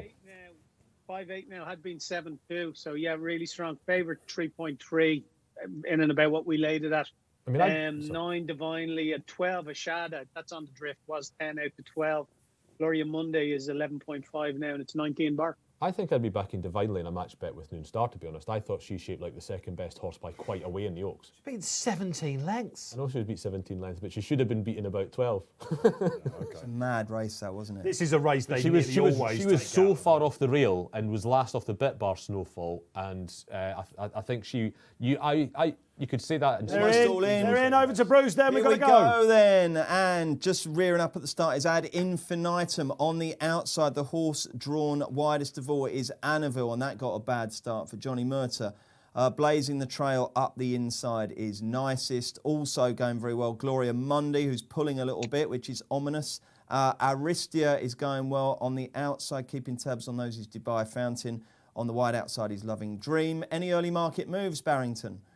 No, James Doyle very keen to get over onto the rail, isn't he, on Noon Star? He's just moved off it. 3.2 steady at that. Dubai Fountain 4.6, 7.6 divinely. So Dubai Fountain's the one that's come in for support, obviously, off the back of the run stuff. Buick's done the Tory. He's, Frankie Dettori takes the whole length of straight he's got to come across. That's exactly what Buick's done in Dubai Fountain. Buick's happy here, isn't he? Because he's dictated. Don't seem to be going particularly quick, do they? It's Dubai Fountain challenged on the outside by Loving Dream. Settled in third now is Aristia. In fourth, we've got Gloria Mundi on the inside. In fifth is Nicest. And then chasing those along is Taslina. The favourite is in between those in six. On the inside, going nicely in the dark colours is Divinely. There's nothing going badly. Dave, who would you be backing for? I think Nicest and Noon Star have got the best pitches. I was worried about the draw, wasn't I, for Ashada? And he has been caught out a little bit, Jim Crowley, but she's settled okay. But I think probably Mark Johnson will be perfectly happy with what he sees on Dubai Fountain. What price is that now? Dubai Fountain 3.85, 11 to 4. Noon Star just shading. It's still at the head of the market at 9 to 4. Divinely 7 to 1. It's 10 Ashada, 8 Gloria Mundi. You can stacking them up, and there's a move here on the outside. The move on the outside is Taslima, isn't it? In the blue and yellow, you mean? One of the Gosden battalions. So they're turning in now. They're turning in. It's Dubai Fountain. Going well in second is Loving Dream and another Gozza. Here comes Noon Star and Ashada. Here comes Noon Star on the outside. Also coming there with the yellow cap is Gloria Mundi. It's up for grabs now. Plenty have got a chance here. Nicest is not out of this. On the wide outside, the favourite Noon Star will be throwing down a challenge from there. But the front two aren't there yet. The front two haven't been caught. Jim's and coming, Loving Dream now and Robert Havlin go on as Dubai Fountain gives way. I think Jim's going to get this. Loving Dream kicking on. Here comes Nicest though. It's Loving Dream. Barry, you can. Oh, the Barry's got it. Here comes Oh, the Barry! Loving Dream's getting there. Robert Havlin's gets there. Hold on. Definitely holds on. Loving Dream wins the Ribblesdale from Ishard. I can't see who's third, but that was a really, really nice ride by Rab Havlin. He's in the van throughout, takes it up going into the straight. Nice and simple, nice and straightforward, gets the job done. Wow, okay, Loving Dream kept to the inside, but they all fanned out to the outside. Let us know whether you think that was winning or losing. But one thing to say is John Gosling has now won 4 of the last 5 Ribblesdales, not with the hot pot. Well beaten at Lingfield, wasn't she, Barry? Do you remember we covered that? The Lingfield Oaks trial. She was stuffed. Yeah, that's right. She was well supported today. She had a high of 50 this morning. She's Betfair SP of 18. She hit a high of 730 in running. Just let me check how much that's for. Sometimes it can be an outlier. Wow. Why? How? No, there was nothing traded at that. Something insignificant traded at that. 60 for 82 quid. She hit That's a high still in mad, running. isn't it? That's still very big, yeah. When was that, Barry? That might even be pre-race, actually. That might even be pre-race because right. she was trading at 50 this morning. But, yeah, she's only a Betfair SP of 18. Unfortunately for me, Ashada, who had a Betfair SP of 12.5. That hit a low of 1.10, would you believe? 10 to 1 on. The draw cost her, Dave. She was widest of all and had to challenge widest of all as well, while the runner got the run of the race up the ultimately up the inside, Yeah, both Noon Star and Ashada, the original first and second favourite for this, had to come right down the middle. How much does it cost Ashada? I was worried about the draw beforehand. I'm tempted to say she's by some way the best filly in this race. But Loving Dream has done it. Big winner this for Rab Havlin. It's been a big year for Rab. Not always for the right reasons, is it? And he's got his Royal Ascot winner in the bag. Drawn 12 was always up there, Keith, on what looked a muddling pace. Didn't the times come out at 2:33, which would be very slow? I think it's the pace as much as the draw that's decided this race, because you've got Loving Dream was up there basically all the way through the race, whereas the Noon Stars had to come from way back, Ashada's come from way back. I think that's what's cost them. You've got to say Ashada's the best filly in that race, I would have thought. Yeah, absolutely. So it's all gone right. It's It's all gone right for him in the previous race. So this one, you watch it back, just as Noon Star goes for it under James Doyle, he makes a conscious decision, Jim Crowley, he thinks it's too soon. He means he's got a lot of horse underneath him, but there were just a wall of horses in front of him. I'll tell you, you've got to take your hat off to Rab Havlin because he's drawn second widest and broken wide. And he's got William, hasn't he? Beautifully. Yeah, exactly. He's followed him across and let him do He's done tucked in behind. I thought it was a nice run. And funnily enough, looking back on her form, second to Noon Star in that little novice race at Wetherby with Sherbet Lemon in fourth, who obviously went on and won at Lingfield. So that's turning into quite a nice little race, that, isn't it? It shows you that you've got to have on the day with fillies is a big thing, Keith, isn't it? You know, because was favourite for the Lingfield Oaks trial on the back of the Noon Star run. Didn't really turn up there. That was a messy race to watch. Yeah, it was. But she's by Glen Eagles out of a Danehill. Is it Danehill Dream? Danehill Dancer. Danehill Dancer mare, isn't it? So Coolmore will be happy with this because they've got a Glen Eagles that's now just won a Ribblesdale. That's their breeding. Is Isn't there it was hard to see beforehand, really, unless you had sort of been watching it and backed it throughout. She won at Wolverhampton, didn't she? You know, late on in the autumn or the winter or whatever.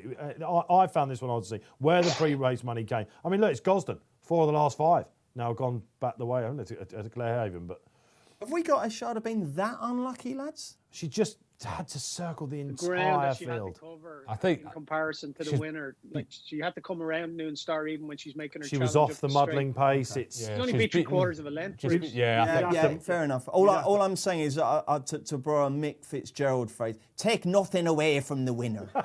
no, quite, absolutely. And one thing that they couldn't do at last year's meeting, but you can do on fast ground, and we see it here, you cannot come from too far off the pace in these races, perhaps even at Hampton Court. But it also shows, Dave, if you're willing to go forward on one, a high draw on the round track, it doesn't necessarily mean, you know, that you're going to. As long as you're not using a ton of energy to get there, Barry. If you're kept out, you're in trouble. But if you can get across, you're absolutely fine. But if you are kept out by something, as we saw with Moving Time, for example, in the previous race, you're just using up too much petrol. But no doubt Rab will come in and say, well, all along we thought this was a Group 1 filly. I mean, who are the horses that they've won this with? Let's have a little look. Frankly Darling, of course. Darling, yeah. It was a big gamble, wasn't it? Starcatcher the time before that. Coronet, of course, he won it within 2017. In between that Magic One Strike. This is a race that can go to a Grade 1 filly, but we're still going. It still now goes back to 2013, the last time a non-Gosden or Coolmore horse, because that Curvy was for David Watchman, but it was Coolmore again. So Coolmore and Gosden, predictably for a 1.5 mile race for improving. Lady Cecil is the last trainer, who isn't Gosden or O'Brien. It's amazing. About 8 years. It's going to be 9 years by the time we come to the next Ribblesdale since a non-Gosden or Coolmore. Oh, Roger's going to be getting a bit flustered now, isn't he? The coolest man in racing. He's going to be getting. You don't think so? There might be a bead. There might be just a solitary. Just a bead of sweat going down. So he's got this nice sort of zen kind of attitude. Like Group 1 winners is what he's after, Roger. I know obviously every trainers, but he'd done it. I think he's done it every season bar 2. And last year, although he had numerically winners all over the place and 4 Royal Ascot winners, he didn't get the Group 1. He could sort of sense that was on his mind a little bit. So is this a Group 1 filly in defeat that we've just seen? Noon Star didn't quite get home. Did it settle better today?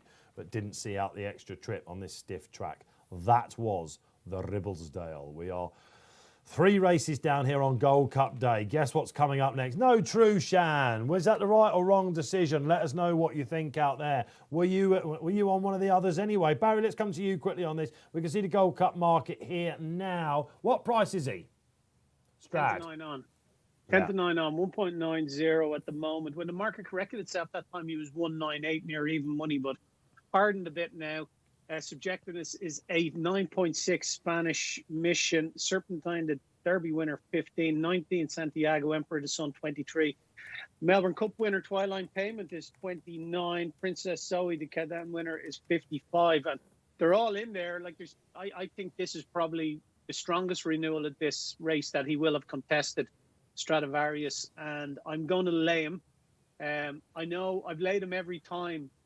In the last 3 years, I've laid him in this race, and I know that's not a good enough reason to lay him again. But like I said, I think this is a better renewal of the race. I think tactically it's fascinating in that will Serpentine go off in front? I don't think so. I think Emperor the Sun might make the running at a really good pace. I don't think Serpentine's going to sit too far off them. And like if he did go on, what do you do? Do you ignore him if he was to go on Serpentine? Do you just count him out? They did that in the Derby and he won it. But yeah, it's a fascinating race. So going to take 50 quid out of it at 1.91, please, Keith. So happy to be a price taker here as well. 1.91. I think it's going to drift out maybe a little bit. I can't see general public getting involved at odds on Frankie Dettori. So I think it's going to drift a bit. So take 50 quid out of it at 1.91. So it's 50 quid to lose about 45. And happy enough to do that. taking on the hot pot, one of the hot pots of the week then, Stradivarius. Barry was mentioning how he always tries to get Stradivarius beaten this race. We were talking before we came on air, weren't we, Bruce, Yeah. about how I've spent a lifetime trying to get Stradivarius beaten. I was on the way in, I had a chat with a punter that I know who was saying to me, what do you reckon, what price will he go off? And I said, trying to get Stradivarius beat in the summer is something you shouldn't really be trying to do. It's like I was saying to Keith, for the first 15 years of Tiger Woods' career, I used to lay him because I thought you can't be 6-4 to win golf tournaments. He just kept winning. Yeah. And then in the end, I just thought, I'm going to start backing him. And it's amazing. You're like, wow, this is the way to go. Why didn't I waste all my life doing this? Painful memories for me. That I remember when Tiger's downfall started, if you like, before his great comeback, was that Open, wasn't it? I can't remember where it was. It might have been St Andrews, actually. He was 6-4 in the week. Was that when Louis Oosthuizen won? He was 6-4, and I thought, you know what? I'm going to do exactly what you did. I'm going to take this price. He'll be odds on after a couple of holes. I don't think. He's been really 6-4 for that Open. He used to be. He used to. I know. No, he was 6-4. The St Andrews one he won for definite. Definitely It was. I think it was Louis Oosthuizen's crazy weather week. US Open, of course, this week, isn't it? What a week of sport. Royal Ascot, the Euros, and the US Hard to keep Open. up. Who is the Euros? Maybe France. Look good, didn't Italy good. Look, I was impressed. I watched Italy last night. I was impressed. You with watch Italy? far more football. They're playing than me. all their matches in Rome, though. I thought France against Germany were absolutely. The Germans didn't look brilliant. bad, did they? Were brilliant. That was a proper football match. That was absolutely brilliant. I like France. I don't think they're a team with any weakness. I think they're hungry. Pogba's on his game. Who have you back, Barry? Sorry, Bruce, you just cut out there. Who are you back for the Euros? I'm on two teams, Portugal and Italy. Oh, fair enough. That would be shrewd, wouldn't it? Not Wales then. We'll get to that afterwards. But I'm delighted to say we can go to the Berkshire track. It's Royal Ascot. It's Gold Cup Day. It's Chris Cook. Hey, Dave, how you doing? Marvellous, Chris. Dramatic day then, my friend.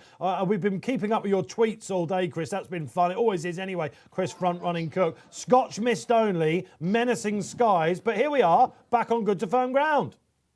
Yeah, I mean, the skies did menace, but then they didn't deliver. And it's quite a clear-looking sky. I can even see bits of blue now, which is a novelty so far today. I mean, the word of the day is evapotranspiration.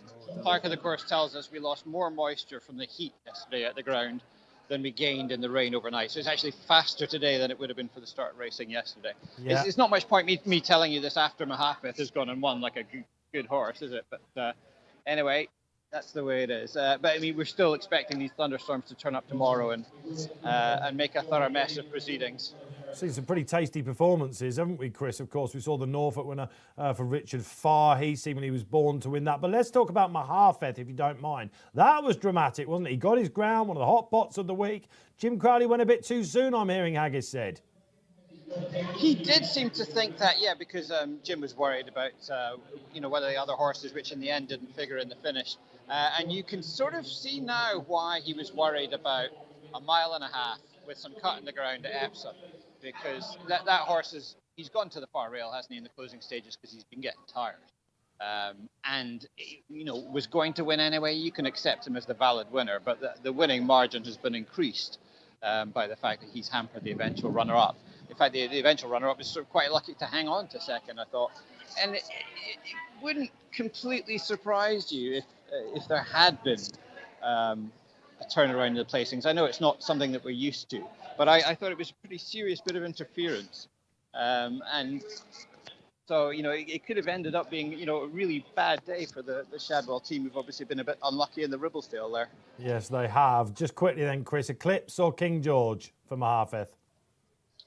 It will depend on... Eclipse rather than King George, because I think 10 furlongs for now looks like being the outer limit. That's as far as you want to go with that horse. He's a fast horse. They get fast ground like we all hope to see at Sandown at the beginning of July.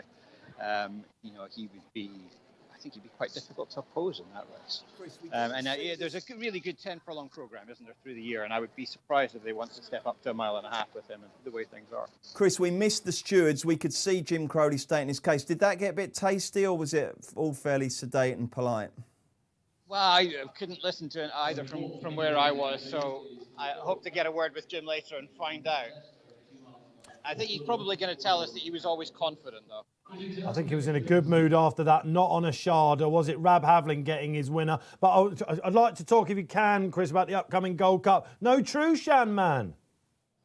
No, well, again, ground, isn't it? I mean, clearly they were hoping that the rain would turn up for that one. You know, Trushan really suited by a bit of cut and just isn't going to get it. So, you know, instead of taking a chance and, you know, why not save him for another day when he's going to get his ground?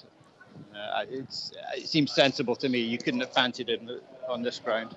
Oh, well, that's interesting. I mean, we were wondering what the real excuse might be. Obviously, it's ground, but whether he's fragile or whether they just, you know, they don't think he can operate so well on it. How's the front-running punting been going today?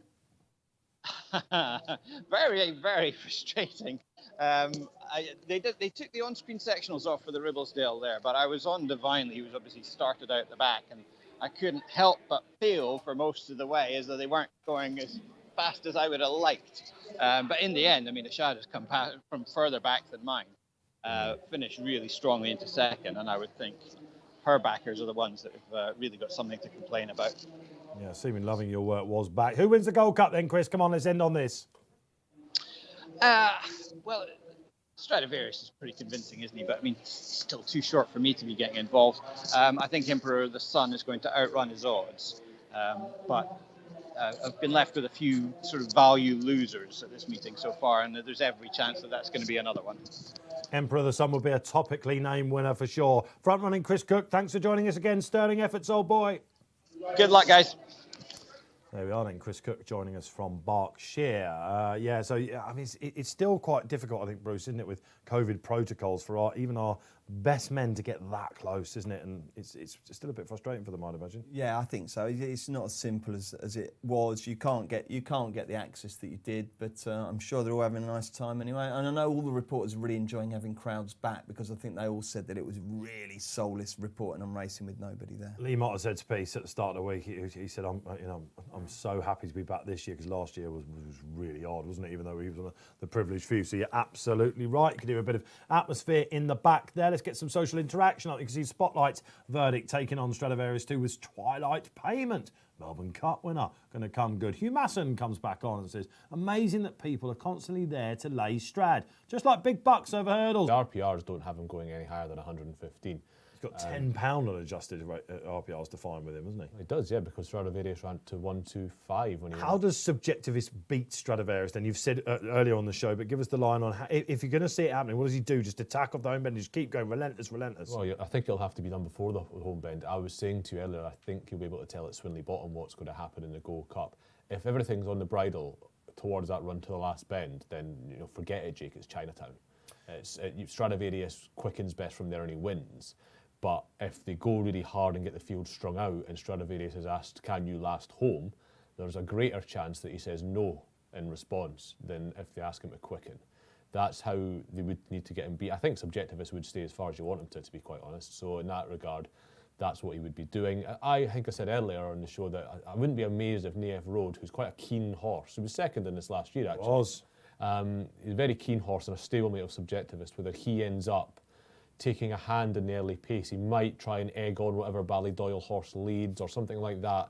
That's how you might get the sort of pace scenario that puts Stradivarius and asks him a slightly different question than he's used to. I'd like to see it because I don't want to... You know what, Stradivarius, I don't mind seeing him win races, but I'd like to see him do something different. He's done it a dozen times, quick and better than horses. Is it a bit like a big bucks thing? You're just like, it's a weak division. Is that how you see it? It's always a bit... It's exactly the same as the staying hurdles division, actually, because... there's only room for one champion, it looks like, but that's because only, if you're not the champion in that division, why bother? Thistle cracks and all that sort of stuff. Yeah, the horses that go on the 1-1-1, Paisley Park. I couldn't tell you the last time there were two, at the same time, two proper champions in either the staying hurdlers division or the stairs on the flat. Stradivarius is actually the greatest success story. Imagine what division would have been like if Stradivarius hadn't become a stayer, if they hadn't shortened the Queen Vase, if they hadn't made the Goodwood Cup a Group 1. Stradivarius might never have become a stayer. He might have been a middle distance horse. There was the bonus as well, wasn't there? There was the bonus as well. What would the staying division look like now if he had never become a stayer? It would be abject. It was let's be honest. Lord Gold Cup winners, though, rightly so, Bruce. I don't know that we do in the same way. I mean, when I first got into racing, Ardros was, lauded because he was absolutely superb, and all those kind of stayers back in the day there. Is it? We'll Quite sure it's quite the same anymore. Okay, so we can see he will become a legend today. Stradivarius says Bashan B. Binwani comes on. Great to have you on, Bashan. He will become a legend today. Absolutely. Johnny Gorry says Twilight Payment to win. You heard it here first. You'll be in with the Spotlight boys as well, and the girls, of course. So the Melbourne Cup winner. Let's get one more then. Coming in thick and fast. That's what we like. Tom Barras. Oh, yeah, absolutely. I always worry about your names, never mind names of horses. This is the one that no one can We pronounce. need Barry coming over to you. Barry, can you see that on the screen? Amran Nahbahafen. Yeah, what price was last year's Derby third? What's his name? We didn't quite get that, Barry, sorry. Barry. Barry's gone all Robert Barry, Peston. you've muted yourself. It's Robert Peston at a sec. Sorry, no wonder. Here I was talking away to you and everyone's ignoring me. That's Aron Naveen, the Soldier's Song. It's the Irish national anthem. Translated to English, the Soldier's Song. Can you say it again? Aron Naveen. That helped you out, didn't it? Yeah, it did. That's the sort of thing that could stop a commentator in their tracks. Tell you what, I could have had 100 goes and I wouldn't have been anywhere Aron close. Naveen. I'd have been pronouncing Z's. Well, anyway, each way I says Tom wouldn't be far Barras. behind you, Keith. Only it's been drummed into me since I was small, so I'm the wrong man for Irish. First time blinkers for this one, Barry. Did look a bit of a monkey behind Emperor of the Sun, didn't he, last time out when he was supposed to win? Yeah, and they usually keep a name like that for a good one, but like you say, first time blinkers this time round. Emperor of the Sun, who reopposes here, beat him convincingly. Donica's horse in Leopardstown in the Seville Beg. He's stepping up massively in trip. That's why I think he'll probably take on AF Road early doors for the lead, and they want to set up a really good pace here. Like Keith says, I think they're going to try to drag it out as Stradivarius. What are they going to do with Serpentine, Barry? The front-running Chris Cook email. It's a weird one, isn't it? I'll refer to this. I think the Serpentine will sit off the pace. But if he was to go off in front, I don't think he'd get to the front. I think either Emperor's Son and AF Road will probably have that honour. But if he was to get off in front, what does Frankie do? Does he go after him, or do you leave him alone? Like, you just discount him here? Strange one. It is a strange one. It's nice to see, Dave, isn't it, that they've stood the ground with Princess Zoe? Because, I mean, Yes. if Trushan's got ground issues, Princess Zoe absolutely needs to basically be half sunk in mud to do her running, doesn't she? Tony Mullins, the trainer, he's sort of somewhat surprisingly good on social media. He's one of the older trainers that you don't necessarily expect to know the social media game. I don't know if he's got a team behind it, but this morning, one of the first tweets I saw was Tony Mullins. I'm out walking the track. You see that? Yeah. I hope to get drenched. You know, Yeah. but they are still one of the I would suggest, very sporting owners. I agree. I'm not saying the true Well, your are, man, the fellow who owns a Paddy Keogh is a bit of a legend yeah. in Irish racing circles. Owned the great mare Grable, who went on to win in America. So yeah, he's she wants it up to her hocks in muck. I'm actually surprised that they are running, but I suppose after travelling over, I'd say the instructions to her jockey will be: listen, if you feel that she's not enjoying it at all, just ease up on her. And Sheridan's back on, which is good to see, isn't it? So that was some story last Brilliant, year that. when she won the Cadran. And the year we were having, you know, with the travel. He said she would have won the York if she had a run in it. That's the kind of the owner, Paddy Keogh.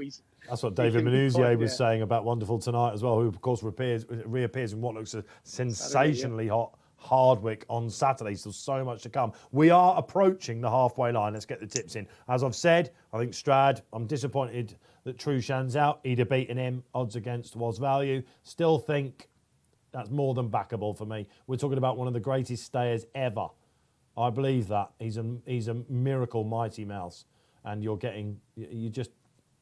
look, you wait for a horse of this magnitude to sort of flop his lines in the big one, don't you? But I think this is a little bit like Love yesterday. The class will rise. The cream will rise to the top in the Gold Cup for me. Bruce. Well, I tipped Trushan. I'm perfectly prepared to believe Stradivarius will win. I've had a couple of silly each-way bets on Emperor of the Sun and Twilight Payment. I think Twilight's interesting. Richard Austin's gone for him. Obviously, Melbourne Cup winner. Marquand, big ride for him. Yeah, he's at 25 to 1. You can have a little bit each Another way. glorious moment, wasn't it, when he won?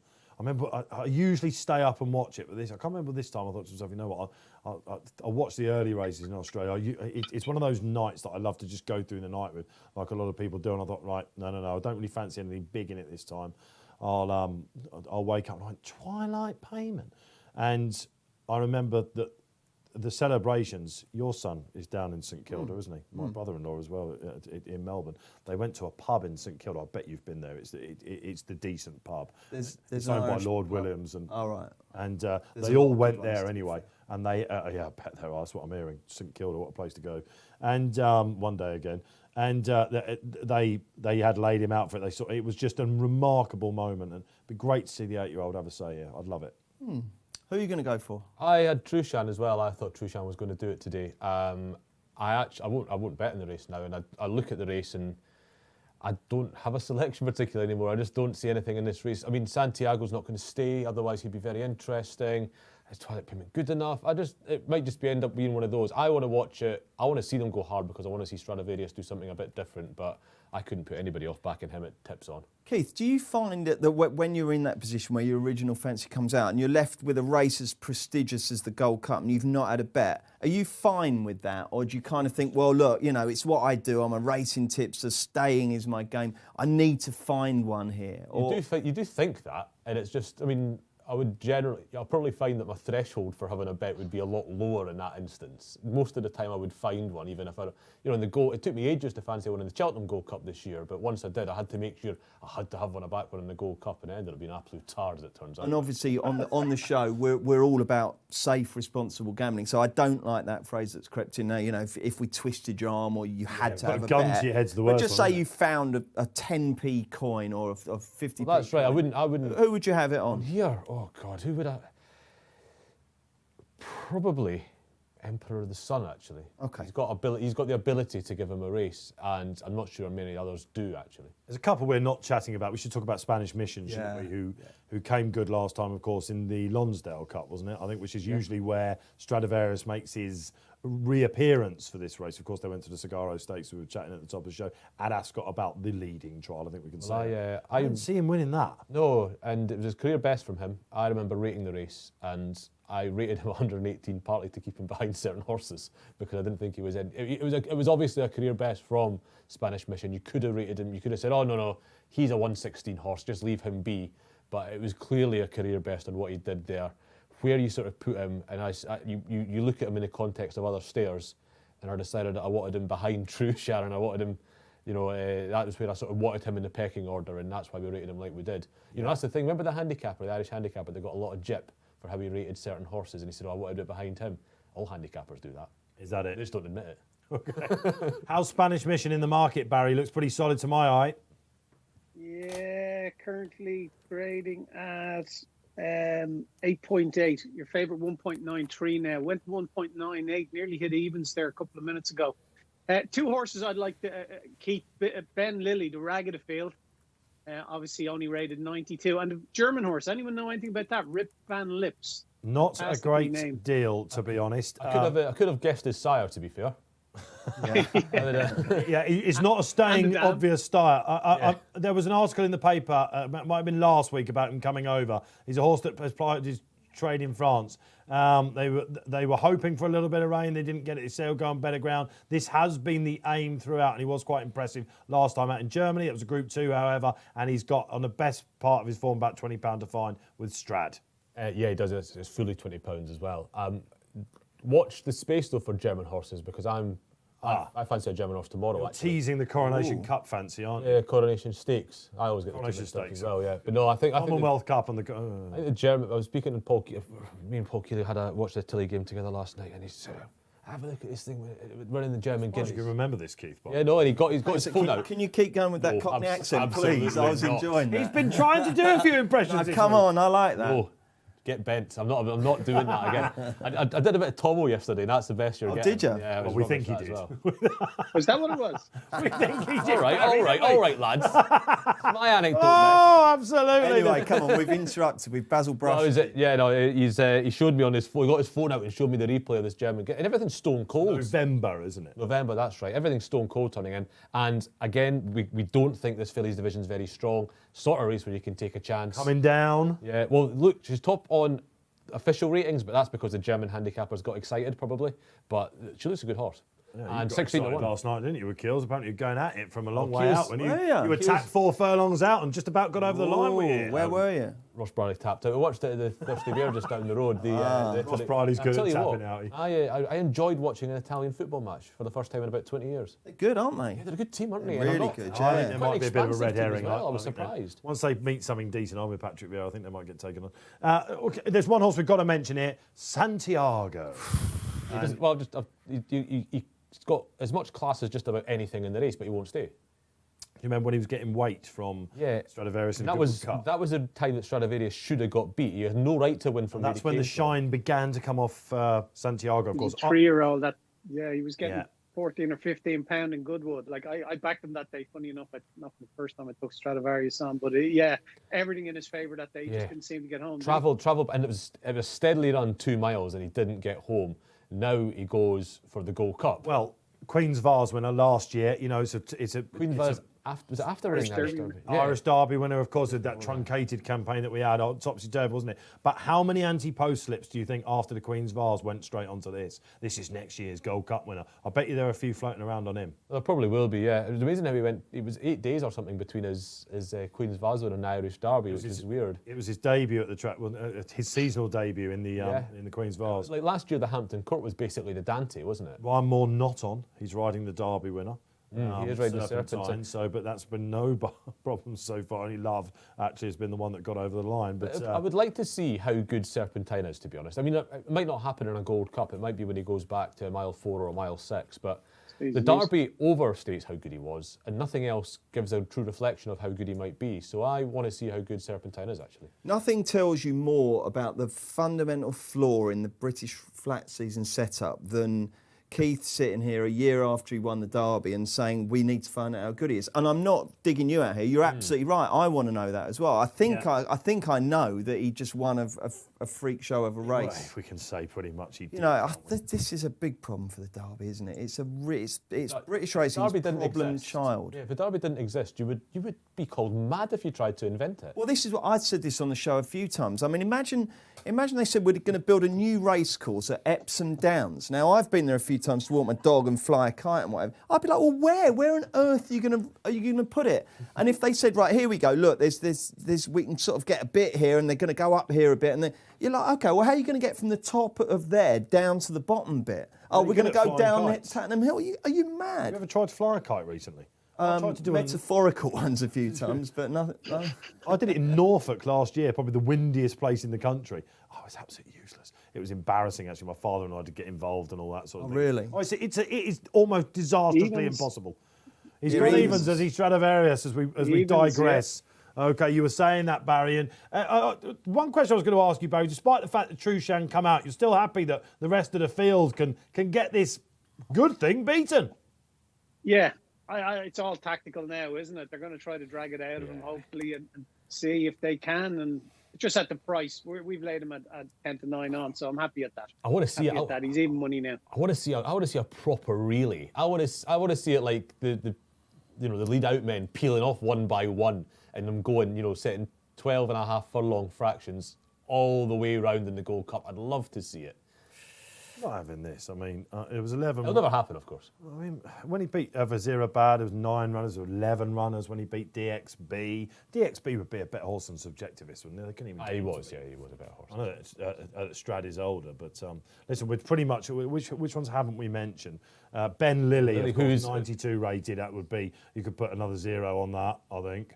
Yeah, I mean, I thought if you give him enough of his test of stamina, he might win another handicap actually. But he's running. Why they're running him in the Gold Cup instead? AF Road is the head scratching price for people that don't watch racing day in day out, isn't it? And look back at results and go, why is he so big? But since he's come back third in the Cigaro behind Stradivarius, he looks like he's completely lost the plot. Yeah, he's run badly. He's a horse that sort of overdoes it a lot of the time as well, and he does look to have lost his form.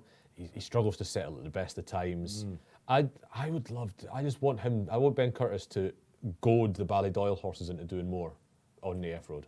Well, okay, this is Racing Post Live. This is Gold Cup time. They're going in. Don't forget, if you're watching on YouTube, like and subscribe. We're flying up with the numbers of the subscriptions this week. Great feedback we've been receiving here. Good luck wherever you are playing in the Gold Cup. It's over to Bruce. They're off and running for the highlight of the week, the Ascot Gold Cup. 2.5 miles. They will make their way virtually down the entire length of the home straight and then do a lap of the track. And in the early exchanges, the favourite is just being taken across from his midfield starting berth across to the inside. Frankie with a very languid move to the inside. That's where he wants to be. The front runner is Aaron Aveen, last year's Derby third. That one beautifully is on the pronounced. inside. Thank you very much. You wrote it down. I saw him write down the phonetic pronunciation. I did, yeah. But there's 4 abreast here. There's Aaron Aveen on the inside, Subjectivist, and on the outside of that one we've got Twilight Payment. And then just dropping in, having gone toe-to-toe with them early on, is Naef Road. That one's in company with Rip Van Lips. And then behind that, we've got Serpentine. It's all very languid. Are there any market moves, Barrington? 183 Stradivarius off the back of a steady enough pace, I suppose. 182 now, so 4 to 5. He's the only one that's hardened, Bruce. It's subjectiveness 8.8. He did Betfair SP a 9.6, so he hasn't come in much. A 12.85 sectional. What does that mean to you, Keith? It means nothing to me. It's an uphill part of the track, that actually. So to be doing 12.85 seconds for a furlong, I would say that's not slow. They're not crawling, no? That's not slow. Okay. The thing is, Ballydoyle only sent 2 or 3 up the roads, and they're going to have to, work at probably the point to start hitting any rising ground and just start doing Something you said to me at the start of the week, if the people that are desperate to get Stradivarius beaten will be Ballydoyle because they don't want another Yates. Okay. Oh, yeah. Don't want another 4 times. Is the history we might be seeing here. I'd be happy with Stradivarius. I think Frankie's perfectly comfortable here. We need First Flow to come and join in at this point. David Basta coming in, is that right? Put it up to pull it along. It's about here he did it, isn't it? About this point in the race. We need David Basta to come in. Subjectivist has not got to the front. That's the key thing to say, I think. Right, okay, this is a triangular course and they're going down the bit of the triangle where they've got sort of 2 more bits of the triangle to go, he said, doing his best Paul Merson impression. We've still got Aaron Aveen in front. We've got Subjectivist in second. On the inside in third, we've got Rip Van Lips. On the outside in fourth is Twilight Payment. And then in behind them is Serpentine, who's in a good position. On the outside of that one is Naef Road. Behind that one, we have got Stradivarius, who's in round about 8th place on the inside of Princess Zoe. Being scrubbed along at the back is Ben Lilly. I'd be very surprised if that wins. Gavin Ryan is very, very far back. Only got Ben Lilly behind him on Emperor of the Sun. They're quite well strung out here, Keith. Yeah. If you were going to have a fresh bet now, who would it be on? Who would it be on? I think it might be one of the ones prominent in the field, actually. Okay. Maybe on Twilight Payment. We know he will pretty much keep going, but this home straight, I tell you, there's only a certain horses that can go through that pain barrier. We see it year in, year out. Stradivarius is 12 lengths off the leader here, and they're going. This is the run up from He's Swinley still Bottom. 5 to 4 on. He's still 1.8. Yeah, they just steadied it slightly. This is where they get racing, I think, now. That's a shake of the reins, isn't it? This is the start of the race. This is a plan. It's still 1.8 though, so there's no panic there, is there? Serpentine pulls right to the outside for a clear wide run. And it's going well. We've got 5 furlongs to go. It's Aaron Aveen still from Subjectivist. This is where the king's scrubbed coming along now in third. It's get out of it. Trust me, this is a good one. Yeah, Frankie's in trouble. I think he's in a terrible pocket here on the inside. He's in all sorts. He's in all sorts. How's he going to get out of this? Get out of it, boys. Don't worry. Get out of it. Kicks on. Always had to check up. Subjectivist kicks on. Come on, Stradivarius is in all sorts of Here trouble. we go. This is where he mows them. Twilight Payment is in second, but he wins. You can't win from there. Come on, Strad. This is got him. Come on, buddy. 2 furlongs left. From there. In front. Putting it down Come on, in second. Strad. Princess Zoe in second. Come on, Goodness me, Strad. what's going on here? Stradivarius is trying to close. Coming up on the outside, Spanish Subjectivist Mission. stays there. Subjectivist is in front and looks like he's going to stay there. Princess Zoe, Frankie. you are running an absolute blinder. Stradivarius can do no better than third. Might not even finish He's not third. going to finish Spanish it. Moon. Braveheart and Joe Fanning win the Gold Cup by 4 or 5 lengths on Subjectivist. What a run by Princess Zoe in second. In third, Spanish Moon, it is Spanish Spanish Mission. And then we've got in fourth Stradivarius. That was such a muddling race. Frankie's got himself into all sorts. There will be a lot spoken about this. But the one thing you do have to say is Subjectivist. Even if Stradivarius had got out, would he have beaten him, Dave? beaten in a handicap at the Royal Meeting last year when getting bumped all over the place. He's gone and won the Gold Cup pretty much like he did in March in Maidan, as he liked. Braveheart, was it Rebel? What was his winner in the Peter Saville colours all those years ago under Johnny Murtaugh? Oh, we'll get to that. It's not the first. Rebel, no? Royal Rebel. Well done, Barry. That's what it was. But the story of the race, Bruce is right. What happened to Stradivarius? I'm thinking turning in that Frankie's fine, not a problem. Sheridan on Princess Zoe keeps him in. On the outside, Spanish Mission, William Buick keeps him in. Naif Road starts to come back on him with Rip Van Lips. That was where it happened. And he's just not had the legs to get out. Too much too soon, wasn't it? Yeah, he's been... He gets checked up on the bend in here. He's shaped like the second best horse. But The winner's had the run of the race. Oh, yeah, by a absolutely. mile. Subjectivist got the best ride. The best ride was on the winner. And, you know, Frankie got in all sorts of trouble on Stradivarius. He had to snatch up. Yeah, he did on the home turn. The winner's got the best ride by streets. He's not flown, has he, when he's been in the, in the clear? He's The probably turn of foot done well wasn't to really get as there. close as he has. Possibly. Stradivarius, has he? He's unquestionably shaped second. I thought he should have been second at this point with the turn of foot that we know he's got.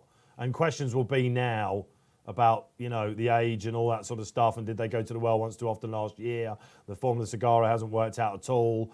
But you do have to question, Bruce, don't you, about the fact of why was he not closer to pace? He's the horse that stays 2 mile 4. So people that are back to him will go, why was he that far back? Twitter will be raging. The public will be raging in the betting shops, wherever they are at the moment. Particularly as it's not Muggs setting the pace, is it? You know, it's the second favourite. He's ignored the second favourite, potentially. Yeah. I mean, you know, Frankie is the greatest jockey of my, well, certainly the latter part of my lifetime. I mean, he's absolutely brilliant. But, you know, what would he have done wrong? What would he have done again there if he had had another chance?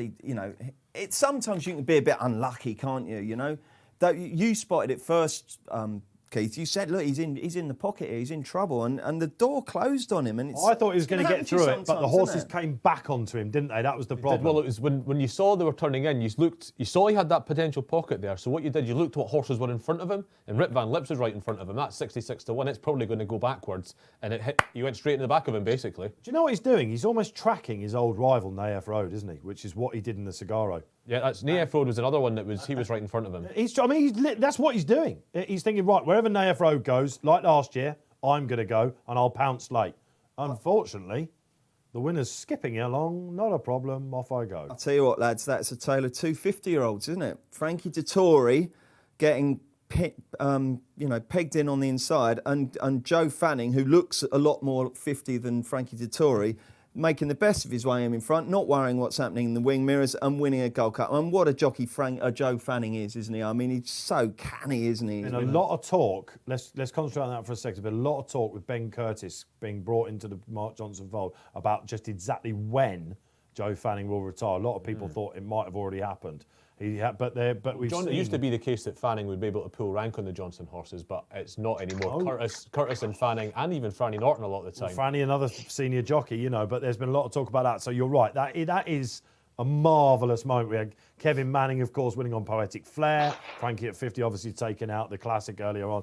2 classics, of course, already for Frankie in the bag. But the word that you're going to want after this is, and it sort of does take something away from the winner a bit, doesn't it? No one is really going to be reading the quotes first from Mark Johnson or Joe Fanning, are they? They're all going to be scrambling for the beaten horses, which we do give you here, of course, at the Racing Post. With the move was Ballydoyle's. The move to up the pace, because what happened with Stradivarius a little bit, yes, he got caught in the pocket, and that's the bit you all see. But he sort of just as easily lost it on the run from Swinley Bottom, where the pace quickened, and he's too far back to do anything about it. It was a little bit the same on English King in the Derby last year. I don't know whether he spotted what was happening in the Derby last year or not. What I do know is that he was too far back to do anything about it. And that's what happened at Swinley Bottom. The Ballydoyle runners in that front rank pressed on. The great beneficiary of it was actually Subjectivist, it turned out, the non-Ballydoyle horse in the front rank. And the Tory just ended up too far back. You could mark him up, though, because I think probably the plan was to lead, wasn't it? And, of course, the Ballydoyle paceman, they were head-to-head for a long way. It wasn't like he's softy or anything like that, was it? No, not at all. No, It was a fascinating race, though. I really enjoyed it. I mean, it was tactically really, really interesting. It's obviously sad to see Stradivarius not go on and do the 4-timer. But, I mean, what I'm quite pleased about is that having got himself into all that trouble, he didn't then come through and just get beat. So you can't say, oh, you know, Frankie's completely stuffed it up Wasn't and, like a and ruined his shocking moment, chance. yeah. He might not have won anyway. Yeah, you know? well, let's face it, he's not finished in the top three, is he? He did flatten out. So I wonder as well, Dave, will Princess Zoe has significantly increased her reputation, hasn't she, off the back of that? she's It's a cracking back. Barry, run I was from just her about to on say ground. that. I was just about to say it because I wonder if the Trushan camp Well, have I know looked that. at Princess Zoe, who's much more of a I sensed that in your mud-dependent commentary, horse. actually. I've looked at that and thought, hang on a sec, they've let her take a chance. Some of these horses, they have a ground preference, but it doesn't mean they don't go on the other type, does it? You know, and who knows what would have happened with Trushan? I would imagine Holly Doyle is sitting in the weighing room now, absolutely fuming. There is an old saying in racing, they go on it once. That used to be a thing when I was in the old race form office. Yeah. That's what the analysts used to say, they go on it once. You know, we always used to talk about it. And listen, if you're Kingy at the moment, and certainly Holly Doyle would be absolutely on the floor about it. If Holly Doyle was able to control other jockeys in that race rather than ride Trushan, it's exactly what she'd have done. Where does Trushan finish in that race? Is that a question that we're kind of having to ask now? Or? I think she may well have won. He may well have won, but you know, we just don't know. I think he'd have been in the first two. I think she'd have been in the first. Although she would have definitely been held up. That's the thing. Is this all the jockeys coming out to give a bit of respect to Fanning? Is he going to retire on the spot? Retired? Is he going to retire on the spot? They're screaming for him because this is the race of the week, isn't it, Barry? And we've seen a 50-year-old do it, and this is a great moment. We're watching Barry on the screen. All the jocks are out and giving him a round of applause. Yeah, it's great to see. Is that what it is, lads? I didn't hear anything. Is he retiring? No, on I the don't know. spot? I think it's more like the kind of show of respect that we saw with popular Adam fella. Kirby, isn't it, last week when he won the Derby? You know, everyone's just delighted for him, I think, you know, because these races don't tend to get won by the Joe Fannings of the weighing room, do they? So everyone's delighted there. Yeah, absolutely. He's been. I mean, he's He must strike be a rate very every year is popular fella. incredible. Absolutely, yeah, very much so. He's always helpful with the media and all that sort of stuff. So we're always fans of him. And let's face it, because you're on Braveheart horses, you're usually in the right place, aren't you? That's why punters love him as well. They don't overcomplicate things. The 2022 Gold Cup goes to Subjectivist. I remember sitting on this bench with you last year when he got beaten in that handicap that we're about to cover, and he got knocked all over the place. But it wasn't. You wouldn't have said it was. It's the measure of these horses that he can just get to. They just keep racing them, keep turning up, they keep improving. You did say a little bit. Credit for Keith. You said he'll stay as far as you want him to. Well, that was how he was ridden, wasn't it? Although I did say he wouldn't be good enough. He's improved. That'll be the best run of his career by at least £10. We'll be rating this race tomorrow morning, 10 o'clock sharp. Me and G-Rod, but yeah, that'll be the best run of his career. That'll be a £10 uplift on anything he's done before, probably. Graham Rodway coming on then tomorrow. We're looking forward to that, and on Saturday as well. Bruce, I'm just saying it's great to see the groom there with his kilt and his sporran there. That's fantastic, isn't it? I mean, and owned by a proud Scot in Dr. Jim Walker, who's a Morton fan of all things. Isn't it Morton, eh? there we are. One for north of the border then. All right, it's half time. Gold Cup down. Get your thoughts in about the Gold Cup. We'll give you a shout out. What have we just witnessed? But as ever, at this time each day, it's going to get trickier punting wise now. So who better to go to than our old mate Paul Keeley? Half time whistle blows then, and as promised, he's back. Paul Keeley, Keels in the studio. Half-time, Keels. The dust is settling now on the Gold Cup. We were filming the night before. We could kindly come in to give us a big steer. Keels, how's the week going first and foremost? Started well with a winner on day one, a couple of near misses. Day two, I moaned about them not trying the far side earlier in the day, and then lo and behold, they tried the far side, and I ended up winning my race on the near side and getting beat. Astro Two King. in a row, Astro King gets beat. I think that winner would have won wherever it was, to be honest. Real World, yeah. Real World. Yeah. Cup. You gave us that though, Keels, didn't you? Cup, yeah, and I backed Dig 2 and got beat by Japotle again on day went over on the far side. Were you on the floor or were you? No, it's just one of those things, isn't it? You know it's likely to happen. You know, it's the one thing, they hadn't tried it. We know it was established very early on that the centre of the track is not the place to be. The Going Stick said that from before the start of day one. Yeah. And it was just amazing that, in the Duke of Cambridge, everyone went down the middle and they left Frankie to circle round them. And I knew you were going to get that in, Keels. That got your goat, didn't it? I mean, it got everybody's goat, really. I mean, it was just crazy. But then, they obviously made the decision, right, we can't go down the centre anymore. Yeah, in the Windsor Castle, Rithing, even Frankie knew, didn't he? Came straight to the stand side and stand side. You don't have to be bang on the rail, but I mean, You know, stand side, far side. We've got 2 straight track handicaps Thursday, and obviously that means we're going to get 2 races for the price of 1 in each. Yeah, 5 o'clock then, Britannia, which is, of course, the 3-year-old Hunt Cup, if you like. John Gosden, now with Thady Gosden, got 2 winners on the week. Mithras is also, I remember speaking to you at the start of the week. I said, I think that Heron Stakes, you can forgive him that. He's a good horse. He's drawn in 15. He's going to be what we think will be the favourite in a minute. You're against him, surely. I'm against him at the price, yeah. I mean, obviously, he looked decent when he won at Newbury. That form didn't work out as well as you might have expected. It did, because it's normally a very good race, but it doesn't stop him from being a good horse. And he's probably better suited to handicaps than he is, a smaller field listed race. So you'd give him another chance. Obviously, jockey's got to take a choice of where he's going to go from there. It could be either side. Frankie, who knows? Yeah, so we don't know. I've backed a couple of 20-1 shots basically in the hope that one of them would be on the right side. Frame would be on the right Dutched side. your bets? No. They're both middle to stand side really. One of them's Perotto. Now he hasn't run over the trip, and he was started off at 6 furlong this season. So getting a stiff mile at Ascot is. It's a worry for sure, but every single line of his form is really good. Yeah, Jumbie at Newmarket, Creative Force. Yeah. Creative Force, got beat a length by Creative Force. Was 4th to Jumbie in that good race at Newmarket when the 2nd and 5th have come out and finished. He was marooned a bit that day. He was as well, yeah. But the 2nd and 5th have come out and finished 1st and 4th in that big handicap at York. That's a strong piece of form. And all he's done since then is go and win Upton Trip. And he didn't get a run either. He got stopped in his run and then still picked up and caught him down inside the last furlong. Now, obviously, he's got another furlong to go, but he's by a French Derby winner. There's a chance he'll get the trip, and if he does, I think he's got a fair chance. He only went up £3 for that, and his form's quite solid. Okay, that's Marcus Dragoni Murphy. Solid. Who's the other one? Solid. I've gone for Joseph O'Brien on grid. Interesting colours. Melbourne Cup winning colours. Yeah, absolutely. I mean, it was very much a learning process for him last season. He's little bits of decent maiden form. 4th to Bolshoi Ballet. I think she showed fair amount of promise in a handicap first start this season, and then of course won very easily in a maiden. So we haven't got a massive amount to go on, but I think it's reasonable form. He's going to get the trip really well. He's going to enjoy a real strong run race, I think. 2 darts then in the Britannia. Yeah, 2 darts are big prices, yeah. Then we go on to the round course. This is a race that we all love, and I know you'll be really keen to give us one here. So, I'm massive on that, and I like 2. And King George V. Come on, on, so far aside, I'll be surprised if one of them doesn't win. Go on. Right, the first one is Surefire. Really, he'd be the main one, I think. He's going to be well fancied, Kills, isn't he? He is going to be well fancied without a doubt. He might end up favourite, but I think he's got a really nice profile. He started this season, he was 2nd to Siskany at Windsor, only beaten a length. That's good form. Obviously, Siskany's come out and won again since. He's come out and won again since. He's actually a fair bit better off, £8 better off, I think it is, because he's got a penalty for his race at Leicester and hasn't gone up the full 9, so he's officially £3 well in himself. Interesting.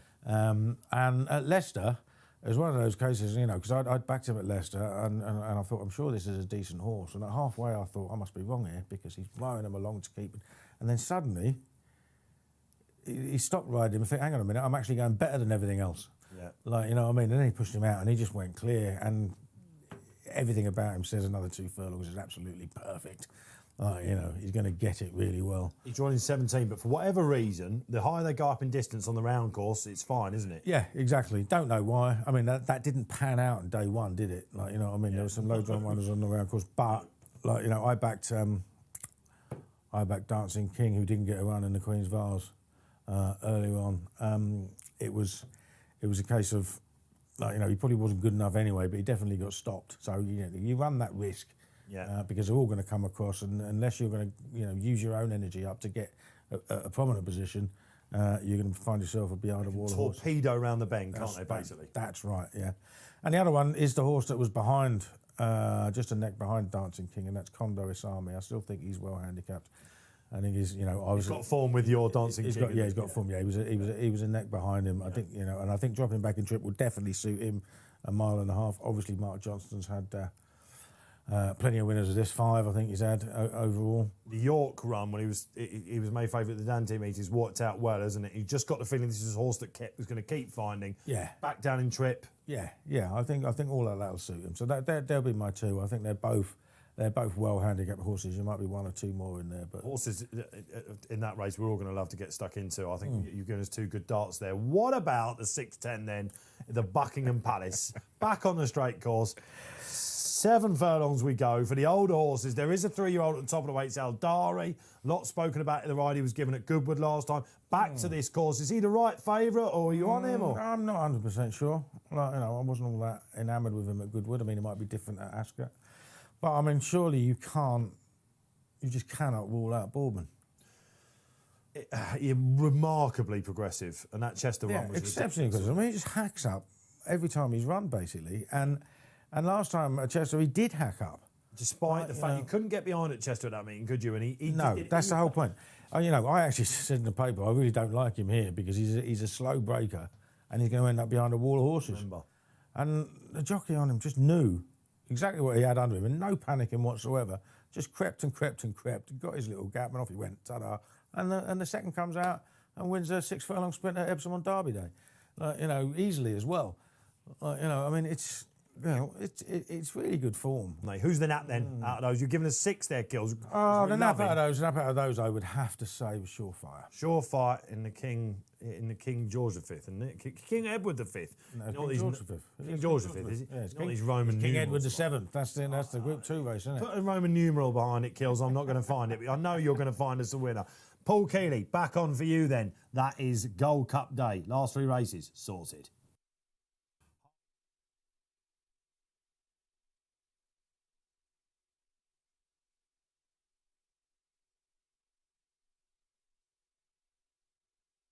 Can anyone hear me? You got me. Okay, right. Technically, we're back.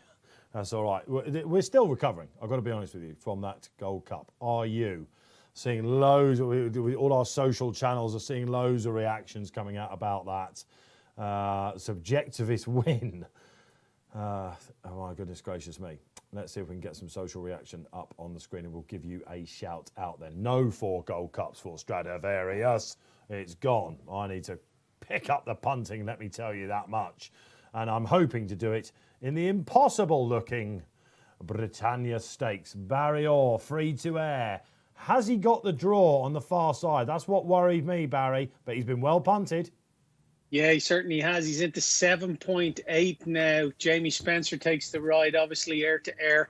He has been as big as around a 10-1 mark on the Betfair Exchange, so into 13-2. 8.8 Radabrag. Mistress is 10. Arian Power, which seems a bit strange saying that, is 15.5. 13 Royal Pleasure.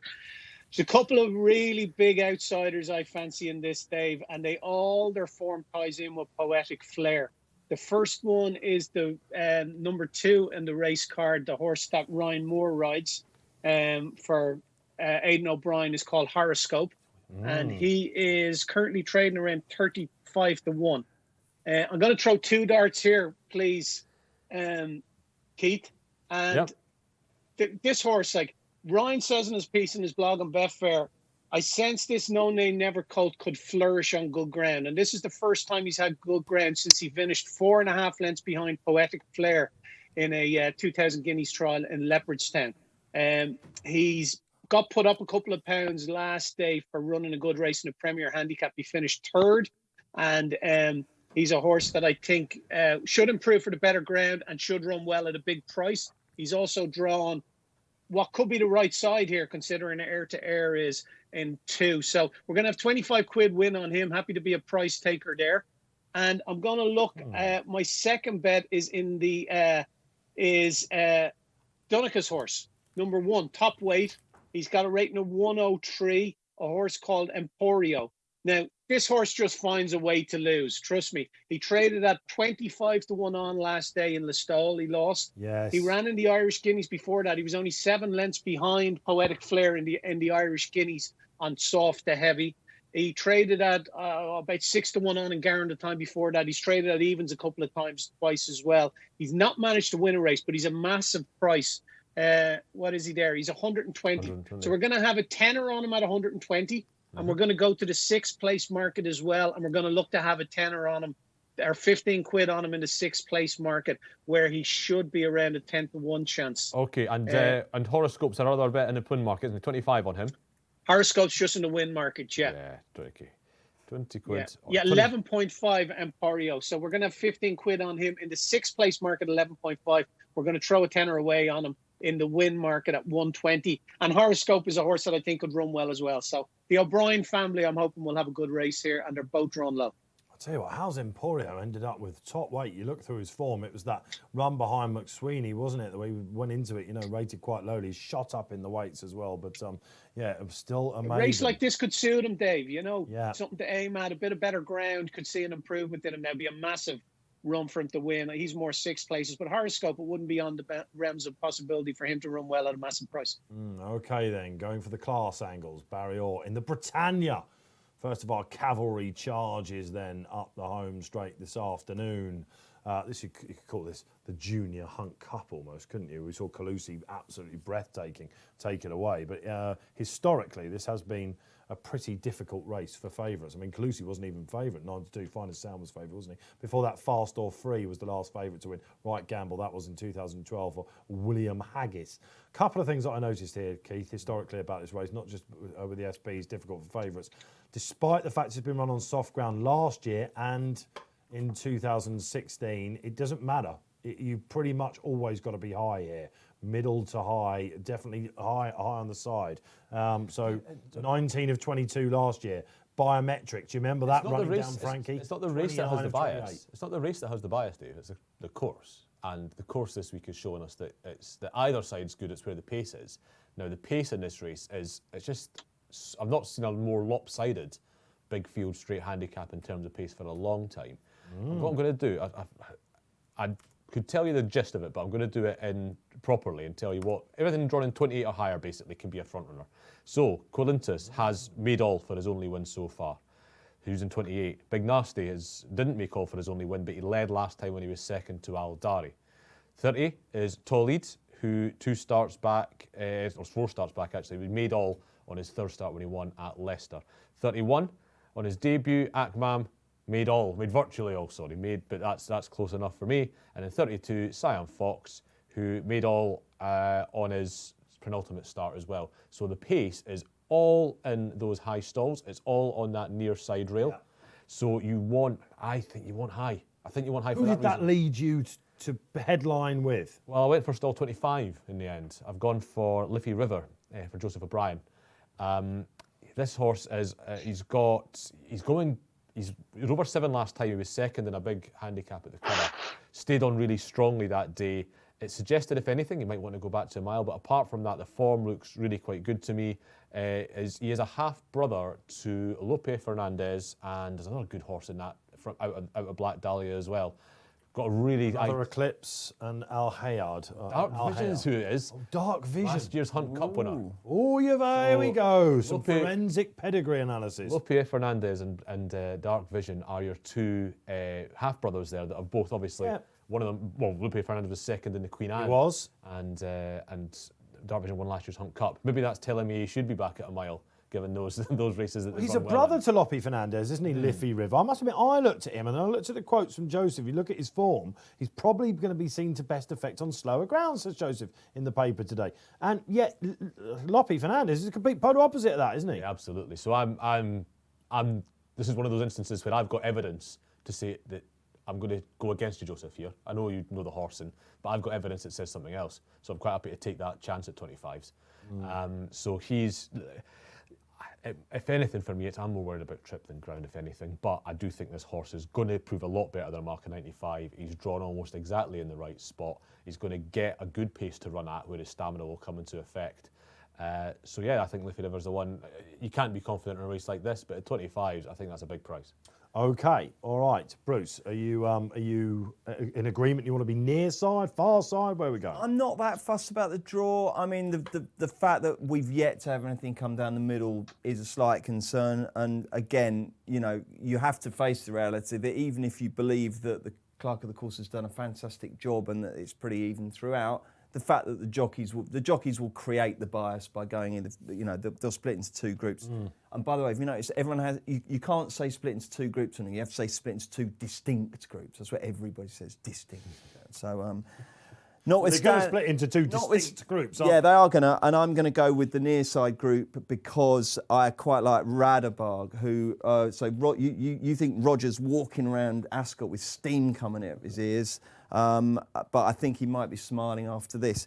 Now, Radabarg is a horse who you might say, well, hang on a sec, his last two runs have been on soft and heavy, last two wins have been on soft and heavy, but I think he might just prove what I was saying earlier, that you might have a preference for one, but some horses do go on all ground types. This horse has got perfectly good form on a faster surface. His only 2-year-old run, he finished 6th behind a 2-year-old who I've been really looking forward to seeing this year. I like Al Bashir. We haven't seen him. I think he's got an injury, and I don't know if we are going to see him. But it shows that he was mixing it in OK company there. I think that the 3 runs this year are good, and I just think that when you get to a race like this, Rog knows what to do, doesn't he? He just knows how to plot him up. This horse was my play spot. This was the first horse down in the play spot. Yeah, exactly. He got £11 for that Silver Cup, didn't he? Which you feel in a race like this, it means 1 or 2 might go past it, but it's always so easy be to a see running special a big horse to race. Rog. Do you know why? 1,000th winner. All right, fair enough. ADOC. Good knowledge. 1,000th winner. Was it really now? It was. I do think Mithras, I've just looked on the exchange there, and Mithras is double figs now. And That's the draw, surely, isn't it? It probably is, but I did kind of think to myself, hang on a sec, I need to have a saver on that. So if Mithras wins, I won't lose, but my main bet is Radaborg. Mithras for me is the Matthew Flinders of the Hunt Cup. I was on Mithras for this race mentally after he won at Newbury. And then they went and ran him in the Heron Stakes behind Mushadaf and Hurricane Avenue. And we saw what happened to him that day. He was just far too keen and off a muddling pace, and the ground was horrible for him and all that sort of thing. It was a throwaway run in listed company. And last week, Keith, I was looking at this, and I remember saying to Kills on the Friday when we were doing Watch Out, I said, Mithras is one to look out for, surely, in the Britannia. And then I saw the draw, and I thought, oh no, we've been... You say Matthew Flinders, wasn't he drawn in literally in stall 15 as well? Also in 15. Yeah, and he ended up on the wing of the near side group. Yeah. Throwing his head about and pulling like mad. But that's roughly where Perfect Power won the first from, isn't it? From the middle part of the near side group. Smaller group, of course, so not quite as central sure. as Matthew Flinders and this horse will probably end up being. All right, let's get some social interaction before I give you my tip in this. I've got to knock it out of the park. Mithras for the spotlights, you can see there. OK, JJ comes on. JJ, welcome, and says, hopefully Spencer has a better ride than he had on Ad Infinitum. OK, that was a typical Spencer one, wasn't it? We'll concentrate on air-to-air. Spencer's ride after the next one. Hugh Masson comes back and says, air-to-air. Nap. Spencer will be looking forward to this. Not too worried about the draw on the far side. Neither is Tom Segal. This is his nap of the week, isn't it? Tom Segal, of course, of Pricewise fame, has said this. And when this chap won at Doncaster last time, guys, Tom's reasoning was he rode him like a Britannia horse. At the start, when he started for George Bowie on the all-weather, Spencer got called a couple of names for not getting him home in front. He's just taken time to sort of penny drop sort of thing here. I think if I had to have one horse in this, it would be him. But I am worried about the draw. I'm worried about the lack of pace on the far side. I think it will be near side. Him and Mithras, I'm both happy to oppose, and Royal Pleasure for that matter. And you've got Aryan Power for Sir Michael Stout. Really nice horse that's won his last 3. We're talking about horses that really shouldn't do well with the draw. And in fact, let's go down. You've got Emperor Spirit there, George Peabody. They're all drawn in the wrong places. I thought, before we go back and answer those questions, what's the horse? What's his name? Torlead, I've gone for. You were very close to a spit it out, man. He mentioned the whole field, didn't he? It's like Poirot. It couldn't have been the policeman because he was at the butler's house. But it's Torlead. Rab Havlin double, I'm punting out. Forget his last run. Nothing went right at Newmarket. It was behind Roscollin. Oh, it was a good one, of course. Roscollin. And I thought this form might be well advertised because in the last race, Aldari is nearly favourite, isn't he, for the Buckingham Palace. Back on some better ground. This is just the sort of ride that Rab can excel with. Pace all around him. John Gosden's quote, the joint trainer, of course, John Gosden, Torlead may not like it, and he's drawn in the stands running 30, which may not help. I mean, talk about a curveball to throw you off. There's been a bit of money for him as well. He ticks every single box for this. It's a race where I'm happy to take one at a price. But like Pogo, like last year for me in the Hunt Cup, I just think this is going to run well. The more I look at him, the more I can see a big run from Tort Lead. There we go. What horses? So Air to Air, what do we do with this guy? Keith, over to you with that one. I'm like Boris Johnson here. I think I'll hand that one across to the scientists. I mean, he's got that profile, isn't he? The horse you expect to see favourite for this race. I just think the pace is too far away from him. Spencer will do what he can to pick his way through on this one, but he's got. What? Look at all those frocks. We're looking on the screen now. Look, it's the fashion segment, you mean? They're all dressed like old ladies. My Fair Lady type vibe. Yeah. I'm not going to make any Vintage comment. Bruce, I'm not going to make any comment on the dresses, but what I Sorry, do go on. want is I want James Sherwood to be. Oh, those were the days, weren't they? James Sherwood. They were magnificent. He would go on and reduce these poor women to tears. It was appalling, wasn't it? Stop! You were sitting there cowering behind your terrible. hands watching it. It was magnificent. It made it a bit more fun, I suppose. I definitely did. Lads, talking about fun, I've got the best story I've heard today. Right, this is incredible. You know, we were talking about the Tony Mullins video. You'll like this, Barry. So we've got this Tony Mullins video, haven't we, of him saying we need more rain, we need more rain. And one of the Margerson girls, I don't know whether it's Katie or Rosie, but they've got Ropey Guestlate on. And they one of them responded to this tweet saying, we agree with you. We hope you get absolutely drowned. And Twitter have banned her. No! She's had her account. It'll be Rosie. No, it'll be Rosie. She's very, very active on social media, and she's got the horses that they. Oh no! It's almost like Dr. Doolittle. She's on Poor Twitter. thing, she just used a turn of phrase, and Someone's- Twitter's algorithm thinks that she's actually wishing death on Tony Mullins. Of course, it will be an algorithm. There's not actually. Well, Tony Mullins, if you're watching, go on and let the algorithm know that she didn't really mean it. I hope he gets drowned too. My Lord. There you go. So who knew? How long have we got? We've got around about 8 minutes to the next then. Barry, every time I look at Air to Air, he just is either getting short or he's solidifying, despite stall 8. Yeah, he's currently 8.0, so bang on 7-1. Very, very strong at that. 9.4 Rado Bags come in for good support. Outside of that, I'm just trying to figure out where the money is going. Kadar, 25. Some money for that. Arian Power is steady away. Was 12 out to 14, so that's a bit of a negative. But yeah, seems to be a good spread of money in the field. All right, yeah, Arian Power, he's a really nice horse to Michael Stout, but the draw looks awful to my eyes. Let's get some more interaction up. Great to have you on Gold Cup Day. JBM comes back and says, Akmam is my each-way bet. Okay, my main bet. All right, Akmam, that sounds like a Brian Meehan horse to me. Let's go down and have a look for him. Yes, it is. First time blinkers on. Won't run last time. Dane O'Neill. I bat the horse on. Probably in danger of doing a bit of presenting pocket talking. There's pocket talking. Then, as a presenter, you're definitely not supposed to do it. But I thought Maidani was a ride that Dane O'Neill would want to get back yesterday. Missed the break slightly, rushed him up like he was a quarter horse, and I was a little bit disappointed with it. But this chap, of course, this is a very unexposed from a handicapping point of view. Definitely so. He's one of the pace. He's in 31, and he's one of the sort of pace angles because he made all, or virtually all, on his debut. After that, he ran 5th in the Autumn Stakes behind One Ruler, actually, and was close up in that race too. He was able to live with him. And that's the race on which he's handicapped, I think. That was, he's beaten nearly 5 lengths in the Autumn Stakes. That's where he's got his rating from. He's 100. He's near the top of the weights here. You say unexposed, you see, but because he's running that Autumn Stakes, we've got a lot closer to seeing the seeding of what he could do back then, but you might be different now. He's only had one run and come straight here, and his run was actually in the Craven. So was it a run to get him ready for a race like the Britannia, or did they have higher designs on this horse? There's every chance that they did. I've not seen enough to suggest that he's winning a Britannia off 100. Yeah. But he's obviously a horse they like. And of course, the one time he turned up at Ascot was on his debut and he blew away quite a decent horse called Siam Fox. All right, thank you. Good luck with that. Yeah, interesting case made.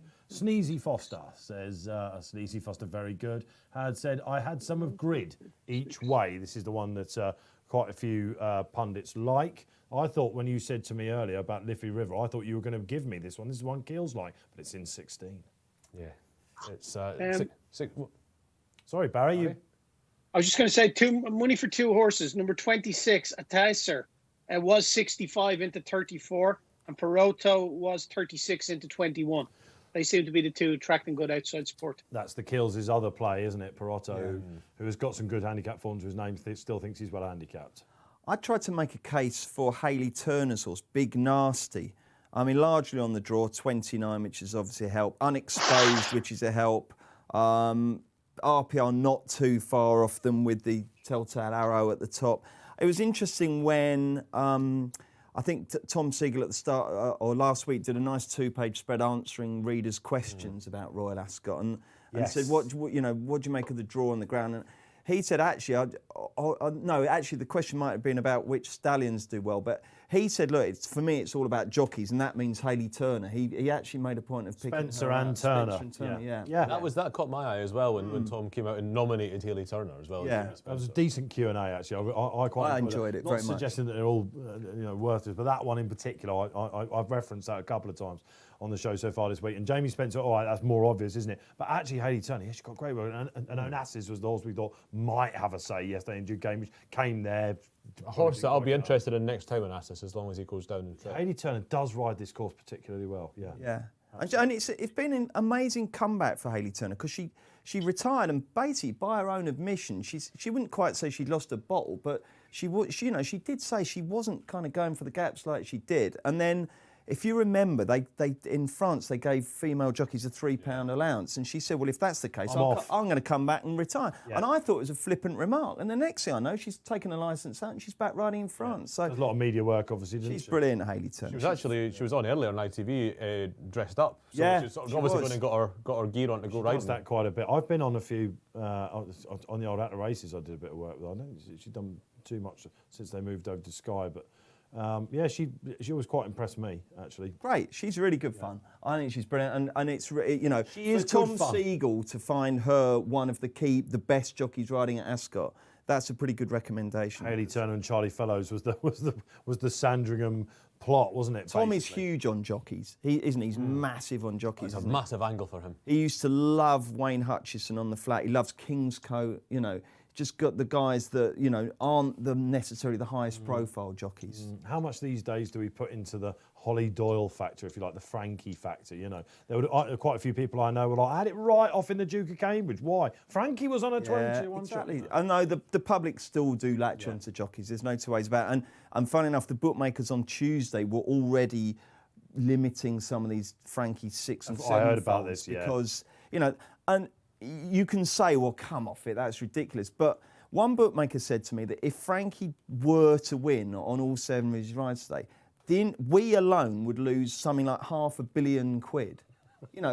And if you look at the multiples... £500 million? Yeah. Well, if they've got £1 million payout and the cumulative odds are over 1 million, that's 1,000 ACCAs. No, that's 500 acres. Barry, you speak. Very easy for someone like Flutter, right? For the company Flutter, who have Sky Bet, Paddy Power, and Betfair, that would be not an unreasonable figure to be touting. Yeah, so that's but the true odds of it are probably considerably shorter of that outcome. And the point is, what the guy said, it wasn't for any of your companies, Barry, but he said that effectively we'd be in a position where we might not even be able to pay people out. So it's just sensible commerce, But obviously bookmakers get the rap for whatever they do. But it's interesting to hear from Barry, who would have access to the figures, that these liabilities are, they're properly huge, aren't they, Barry? They're massive, and they're running up money. Yeah, it's huge. Put it this way, Barry. Let me ask you this. Sorry, if Frankie had gone through the card when he did in '96, if that had happened now with the way betting is, presumably it would have been an absolute... it was a catastrophe, the industry, but it would almost sink some firms, wouldn't it? Yes, but the big firms now, Bruce and Keith will echo this, they're able to manage their liabilities a lot more efficiently now. We saw it yesterday in the first race, I think, Frankie's horse, the American horse, that he rode for George Ting. Twilight Gleaming. No, the horse that Frankie rode. Atros. Sorry, okay. Oh, Atlas, yeah. Okay, sorry. That one, yeah. I think that had a Betfair SP of 28 and an industry SP of 9. And that was the firms probably managing that Frankie liabilities. These days, the liability is not at SP, Barry, though, is it?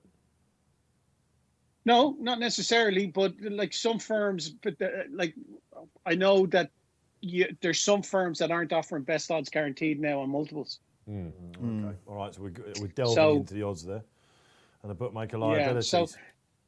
It's all about managing those liabilities, and they can manage them a lot more efficiently now than they could when he did the Magnificent Seven. But yeah, it's not outlandish to describe the figures there that you're talking about. And what I was trying to say was that the true probability of them is probably a lot bigger than what they're even laying them at. The actual probability of that outcome is probably a lot bigger than what the prices they're even laying them at, and it's still running up into hundreds of millions. And Barry, can you tell us, a little bit about this race, by the way, because there's been extra places with the fixed odds firms all week, but with this one, it's a 4:15. It's good old standard, and there's a reason for that, Barry, isn't there? There's a charity angle on this, I think, isn't there? Yes, there certainly is. The Betting and Gaming Council have come, several of its contributors have come together for the Britannia, and there's any money made on this by the bookmakers is going to several charities nominated by the Betting and Gaming Council. So I think it's the Royal Navy and Royal Marine Charity, Royal Air Force Benevolent Fund. You have prostate cancer in there as well. Several charities are going to benefit. We did it last year, or the firms did it last year, and they've continued that on this year as well. So if they get a Skinner here, it's good for all the charities. Quite right. You don't want air to air. I'm hoping it's Torlead then. And of course, you came in earlier, you went, why are they going like this? It's for charity, Don't Bruce. grass me up. You're going to make me look jealous.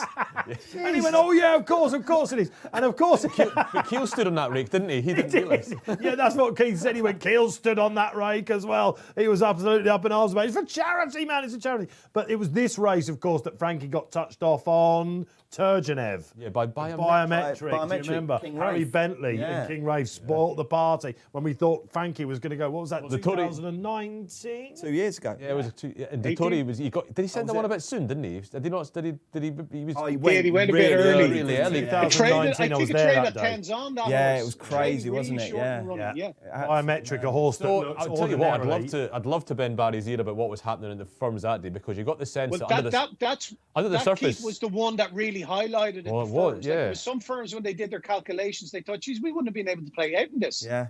This would have had to been reported to the stock exchange. Yeah. it's true. You know, It is. it is. It's exactly. true. That's your. I think it's Your brilliant. licensing agreement. That's what you have to do. I think it's absolutely brilliant. Reserves. I was there I'd that love day. to It was see, 2019. Turgenev went off 7-2, and it was 20 to 1 in the morning. We were all like, "What is going on here?" And he actually went clear, didn't he? Yeah, he did. He actually thought, "I'm invincible," and sort of, and he got wasn't picked off or whatever. But Biometric, that won that day in 2019, was one of the Abdullah Colours. anti-post. He was really well fancy coming into it. He went off at 28 to 1. So the complete opposite of what 7-2, Turgenev. wasn't it? The Tory was 7-2 in that race. He was Yeah. unbelievable. I would have just loved to see like the sheer panic in the trading rooms when that was going on. It would have been because Almost in. They wouldn't. There was a cash out element. It was the first gamble of that magnitude of the real cash out era. Yeah. And I think that was part of what caused Yes, the panic. it Barry. was. Last one in, last one in, Last one guys. didn't have to Air be to air, the same. very solid favourite here, and he's not broken very well on the far side, but I should imagine Jamie Spence was Not looking to bothered be about like that anyway, he didn't care. It looks like Gioca Chiela is up there. Who's the old grey there? That's Summer Pito. They've split into two groups, making the best of their way home on the far side. Going well there is... Emperor Spirit. Emperor Spirit, indeed. Down the near side, Torlead is going well. That's your one, Come on then. David, isn't it? Also up there is Siam Fox, who's broken from the nearest stall of them all. Keeping tabs on them is Gioli Chieka. It's got a good lead on the far side, the old Emperors, hasn't it? They're going quick. They're rocketing from 11.34. That's fast, is it? I'm fearing the worst for Torlead. I mean, he's 4 furlongs out and he's gone off like a quarter horse. Ackman, one of the other Mactoum runners, is lurking just in behind. Kirby Also catching going my well eye. is Big Nasty for Haley. Go on, Big Nasty. On the far side, that's got a decent lead, that thing, you know. It's going Emperor Spirit, which is the bottom horse of the Gosden one. Looks like the near side have got it, do you think, chaps? Yeah, So unless they have someone got is it. broken Torlead's going to fall in a hole here. There's Emperor something- Spirit, lads. There's something Clear. pulling. Here comes guys. Liffey. Here Two comes. to go. Here comes Liffey. There's something else Two to go. pulling This out. is Big Nasty leading, lads. he's gonna get- Someone he's gonna get tipped it at caught. 95, but it's not going to win. What's this with the purple hat? This is going to Come on, win. Liffey. Is this Radeberg? It might well be. That is Radoberg. Is that Go on, Radeberg? Bruce. Go on, Radeberg. It's Radeberg. Radeberg Rata. from Quintilis. Liffey River Perotto, coming. lads. Oh, is it Come on, Perotto, River. is it? Come on, River. Healy's tip. It's Perotto. Come on, Is this River. in the yellow? Oh, Absolutely Liffey, flying. Keely It's and Liffey Keely River. Melrose. Just gets done. So he won that Oh. Perotto. Yes. won it. Sheen Murphy. It looked like Radeberg, it looked like the Ammo Racing colours, but it was Oisin Murphy, second winner of the week, aboard for Marcus Tregonning, seeing off Liffey River. Liffey And River. Keith Bad Keely luck, Keely Keith. again. Oh, Your Quintus. drinking partner's done you, third. man. He has indeed. Fourth on the far side, I think. Just trying to work out who that is. Yeah, fourth on the far side. And then something else down the near side. Beautiful Bertie, I think, might Yeah. have got fifth. 18-1 is the SP. Perotto for Marcus Tregonning and Oisin Murphy. Bad luck there. Dubai Honour. It looks like Dubai Honour was at fourth. Oh, was that on the far side, yeah? Okay, Yeah, I listen, think that's fair enough, yeah. that was scolded cat stuff, and Yeah. I don't know what Rob Aveling told he'd was finished yet. quite thinking about, but that winner might just have gone to his head slightly, because that was, I mean, not even Dettori went that Yeah. quick on Turgenev, you know. Well, this River is- Liffey Rivers, he's last in that group. Yeah, Perotto's 2 out. cruising. Oh, Kills will be absolutely back on fine form now. He's going to be unsufferable later on. He's Oisin Murphy's pal now, isn't he? Because his other big winner this week was the Coventry winner, which Murphy also rode. Yes, Berkshire Berkshire Shadow. Shadow. Yes, of course. All the lads are in it on this show as well. It was really Look at how strung strung out they are. Look at how strung out No they draw are. bias, lads. I wouldn't. No, you couldn't really say it. They just went much quicker on the stand side, and Air to Air's actually run all right. He's fourth on the far side. There are a couple of eye catches over there. Arian Power running on all too late over there. So Tilius. let's go to Barry Orr then. How did the markets? When did they sense? I'm just trying to scroll through it. Twalead hit a low of 4, which is 3-1. The winner had a Betfair SP at 26. Liffey River hit a low at 2.84, 15-8. Quintilius hit a low at 3.10, which is 2-1. That's what I have so far, anyway. Yeah, Dubai on a fourth. Perotto a high at 40, but There's we a- did flag him up as a few quid knocking around from There's a pre-race. biggie in Liffey River, isn't there, Keith? Oh, yeah, definitely. This is a project that Good Melrose horse. is It's, good. on. It's basically a good horse. It's basically. And they were concerned about the ground. Yeah, they were, Barry. Yeah. But the evidence. You weren't, Keith. You weren't. I had evidence, though. That's what I'm Princess saying. Zoe. There was firm evidence in front of me that said this horse will be fine on this ground. Loppy But his Fernandez, isn't it? It's his the full you brother know. was second in the Queen Anne 2 days ago. It's an important point, that, Keith, isn't it? Because when you read quotes from trainers and they say, you know, we're worried about the ground, your inclination is to just say, right, OK, I'm not backing that. But in actual fact, if you go through the form book, it can tell a different story, can't it? Yeah, we gave that a decent preview, I think, because I said exactly that. He caught my eye, and the quote just put me off. Yeah, but that's the thing. With Trushan, I've got to believe what Alan King says. The horse has never run on good to firm ground or firmer than good. I've just got to believe him because I didn't have any evidence to the contrary. With Liffey River, I had evidence that suggested that, you know, there was something else there that might be missed, that maybe Joseph O'Brien's come to the wrong conclusion about the horse. So I decided to go with it. But that's why it always, because ground is such a feel and sort of hearsay type thing, I would always let evidence trump it. And also, Keith, Your evidence was what, Keith? That is- he was a full brother to... His full brother was second in the Queen Anne on Tuesday. Yeah, but that's like Elvis had a brother that couldn't sing a note.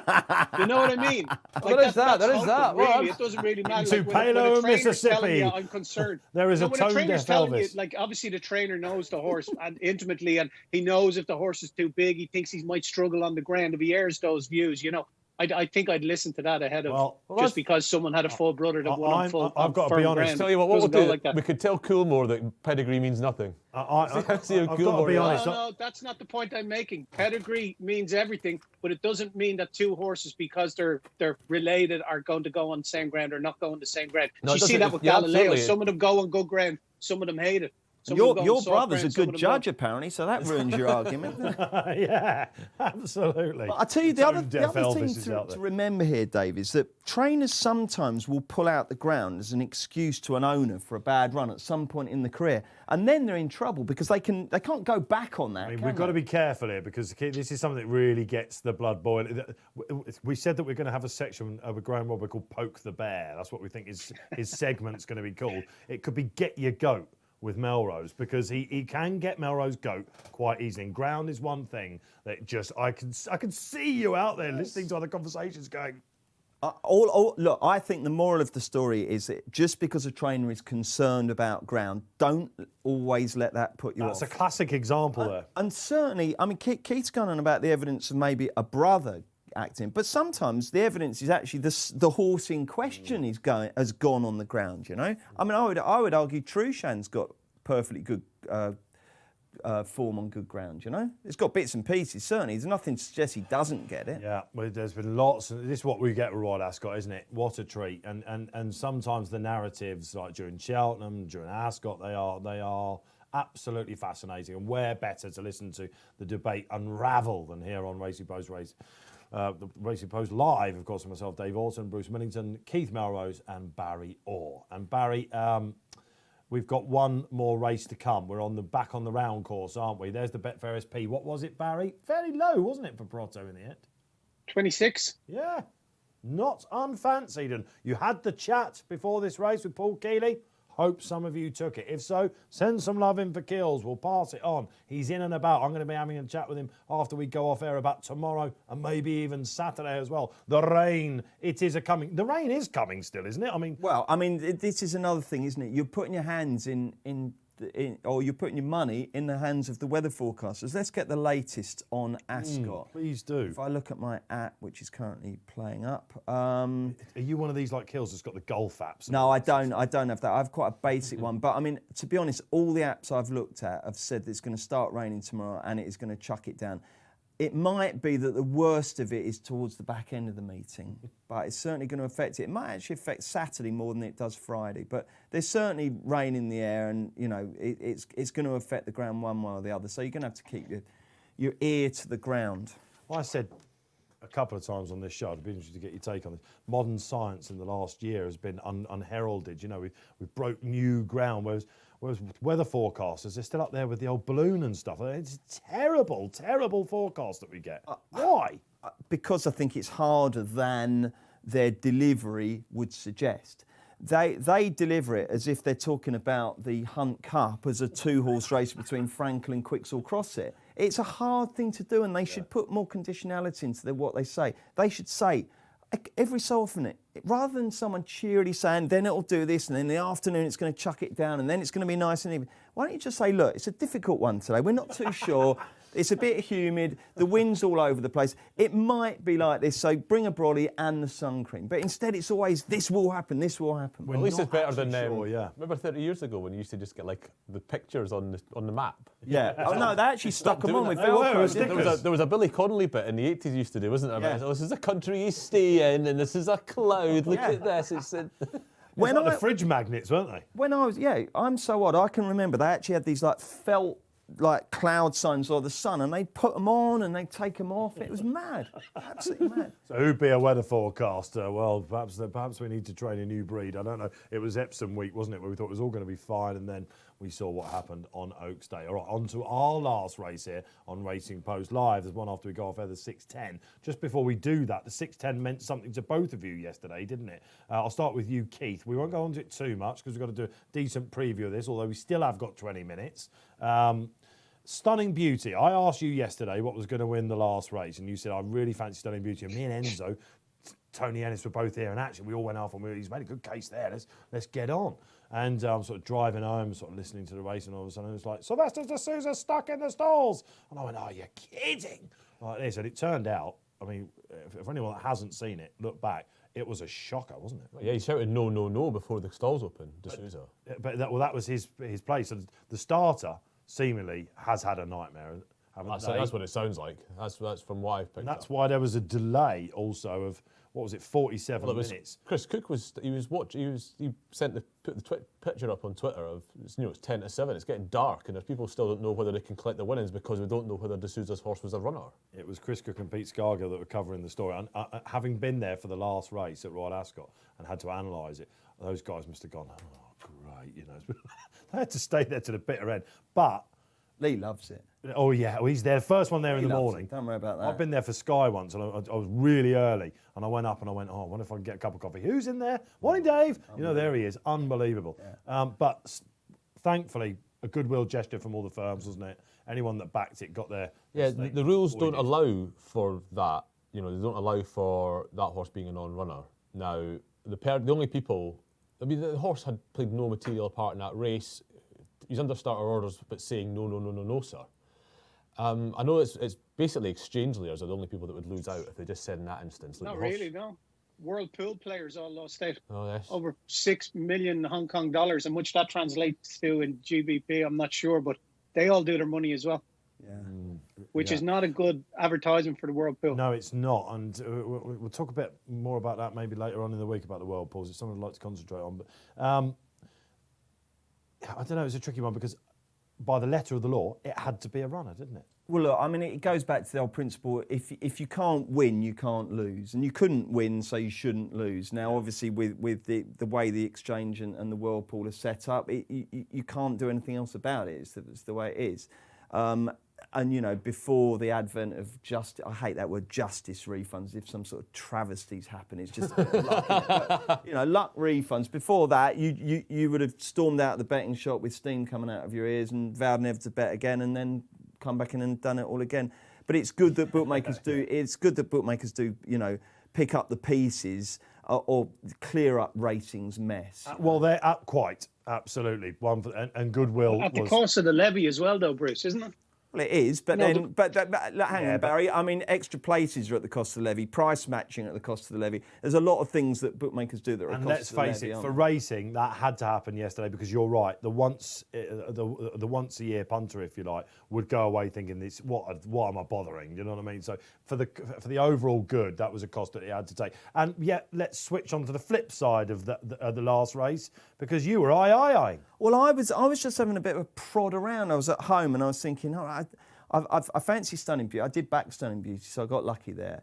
But I said, there's a few down the bottom here that seem to be quite big prices here. And I had a little look at Lola Shogo, and she matched my kind of criteria of a competitive RPR with the upward arrow, unfashionable connections, progressive potentially. And it was a lovely ride by Laura Pearson. Great moment. Yeah, another female jockey breaking her Ascot duck, and the lines between male and female blurring again, and it's absolutely brilliant, fantastic. Yeah, she was fantastic. We flagged up in this studio many a time about how high we think Laura Pearson can go. Great to see a 1-2 for Dave Loughnane. Is she going to win the Champion Apprentice this year? Well, she's been saved for it, hasn't well, she? That's right. She had a lot of winners in the winter. And then she basically stopped riding because she didn't want to ride out her claim too quick. Magnificent to see that smile going past the post, wasn't it? So a 1-2 for Dave Loughnane. Laura Pearson, this year's Thor Hammer Hampson, who broke through, you remember. There's always a couple of riders who do it. Marco Gianni yesterday as well. Great story so far. We've just passed the halfway line. One more to go then. It's a tricky puzzle, Barry Orr. And again, we've got something of a hot pot, Sir Lamarack. Yeah, steady away, 5.4. I had 50 quid on him earlier at 5.3, hoping that he would go particularly short and we could trade out of it and just show people live on air how we do that. So, Keith, you can stand down here because he's 5.4. He's gone the other direction by one tick, but Surefire 6.4, 7.2 Siskani.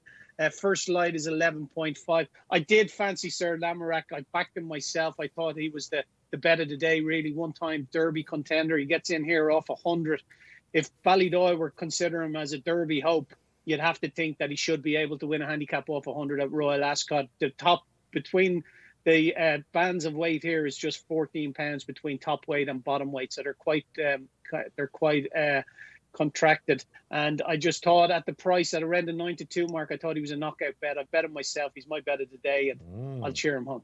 Okay, Barry, all right. So Lamarack, I know senior producer Rob Lee, this is his nap of the day as well. They pulled him out of Chester, didn't they? He was going for the Vase because the ground was going to be too soft. He might have run tomorrow in the Ascot Derby, as we call it, the King Edward VII, the Roman numeral again. I've got it right that time. And it couldn't have been the King Edward VI, could it? Oh, I don't know. Let's not go down this road. Let's not go down this road, man.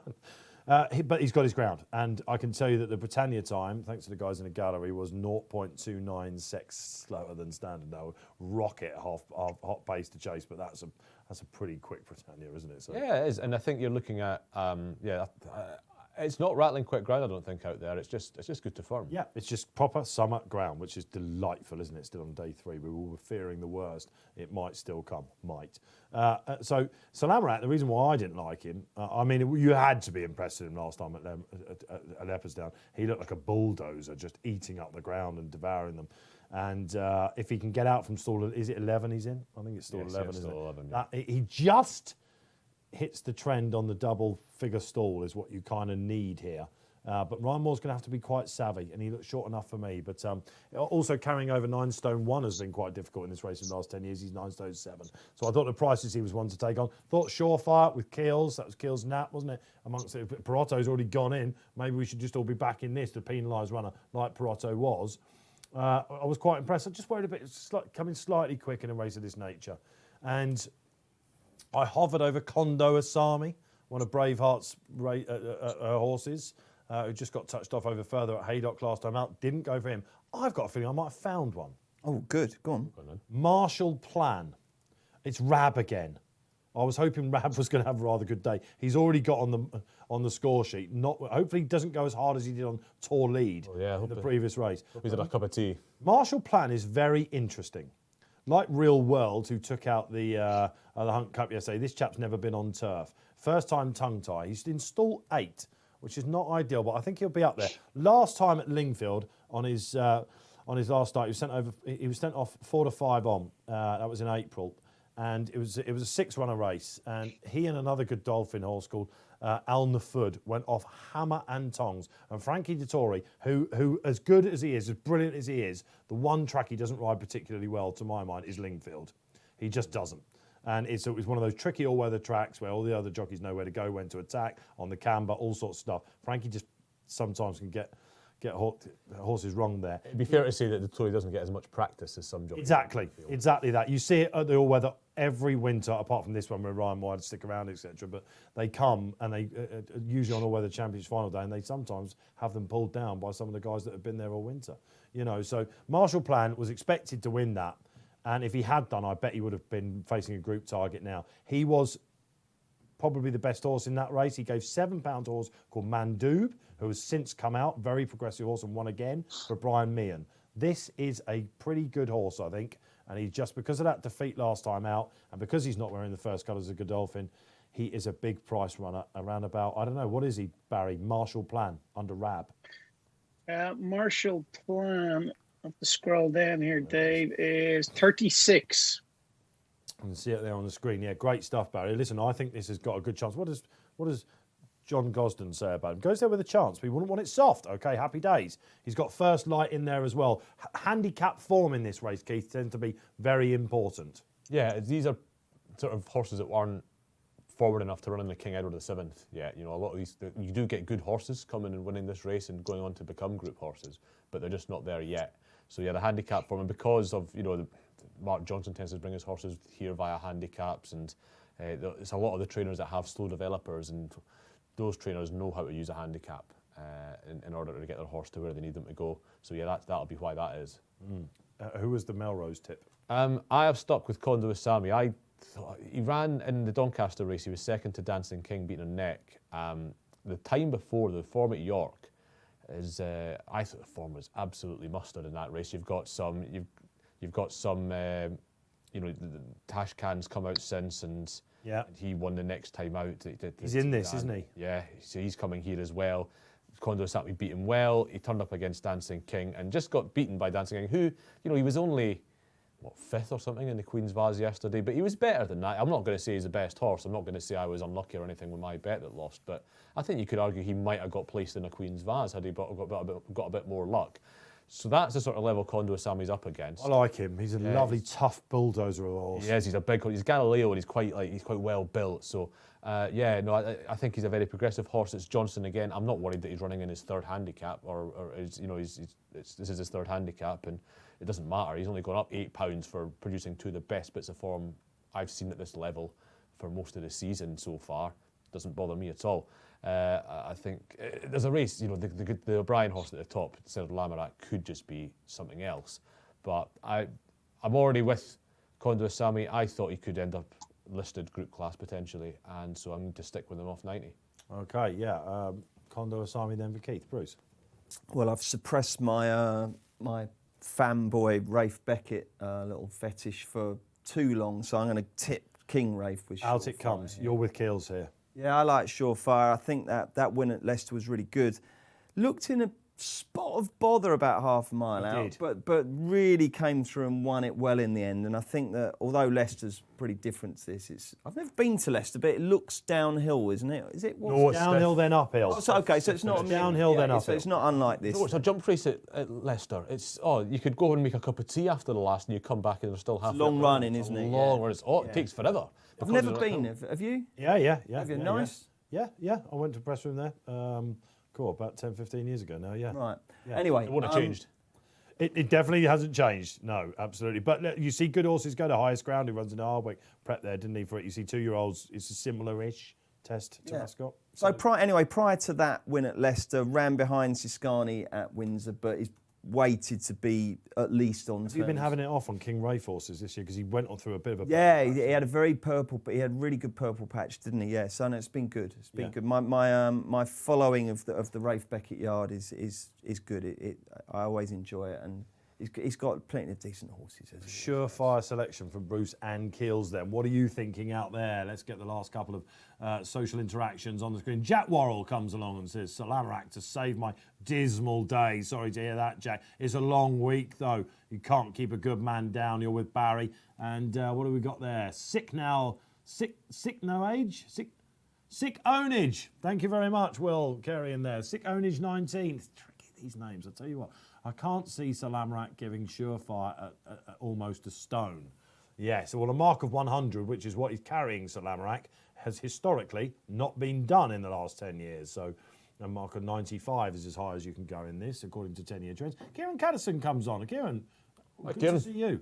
And he says, Siscani beats Surefire. He's on a big upward curve. Chases a 4-timer here. Can be another winner for William Buick. William Buick's had a good way. Kieran, you see on the Race Day Live threads, don't you? He's a very frequent. He's an avid. He knows how to get in the Keith Melrose words, doesn't he? He doesn't just give reason. He essays it. No, he does give a full justification for the horses he puts up on Race Day Live. Yeah, it's Kieran's always one of the names you expect to see when you're going on a. You see him on a Tuesday when they're not even doing it. You know, no, Kieran doesn't. No, it's still the big day. He knows it's the big days. Kieran knows. Yeah, Dave Randall, of course, is your live tipster out there today. How's it been going, Kieran? Let us know. We've got knocked him in the park. Siscani, yeah, he's very interesting. Siscani, I backed him at Sandown. Just worry about whether he needs to lead. That's the problem. Jordan Brown, Condo Asami, and Soapy Stevens could both run well in this. Soapy Stevens has been put up by a few judges. He's another penalised runner. And again, Franny Norton on stall 3. Will he be a likely pace angle, Keith, do you think? Well, did he meet? Will he? No, I'm not sure he will. He's just drawn quite well to attack, but even on a 3-runner field last time, he didn't lead from an early What stage. do you do if you're Franny Norton, though, on a Johnson horse in 3? You don't do a Dancing King, do you, and go back, you know? No, you probably have to go. He's going to have to go out, isn't he? Yeah, you probably have to get. You don't have to lead though. You can be prominent. You just don't want to. Who does lead? Parachute for Ed Walker, who I thought was interesting. Money for him. Marquand. He's into 19.5 from 23. Parachute. Ticks a lot of He's a bit of a boxes, puzzle. Barry. Yeah, ticks a lot of boxes. See the stars cut at Pastoral Pursuits. And Ed Walker, we're expecting Ed Walker to have a big week, aren't we? He's got the 2 big guns coming out. Primo Baccio, Keels Nap of the week, he told us last week. I wonder whether that's changed with the ground. We'll get a word with Keels about that coming up. Don't you worry about that. And also Starman.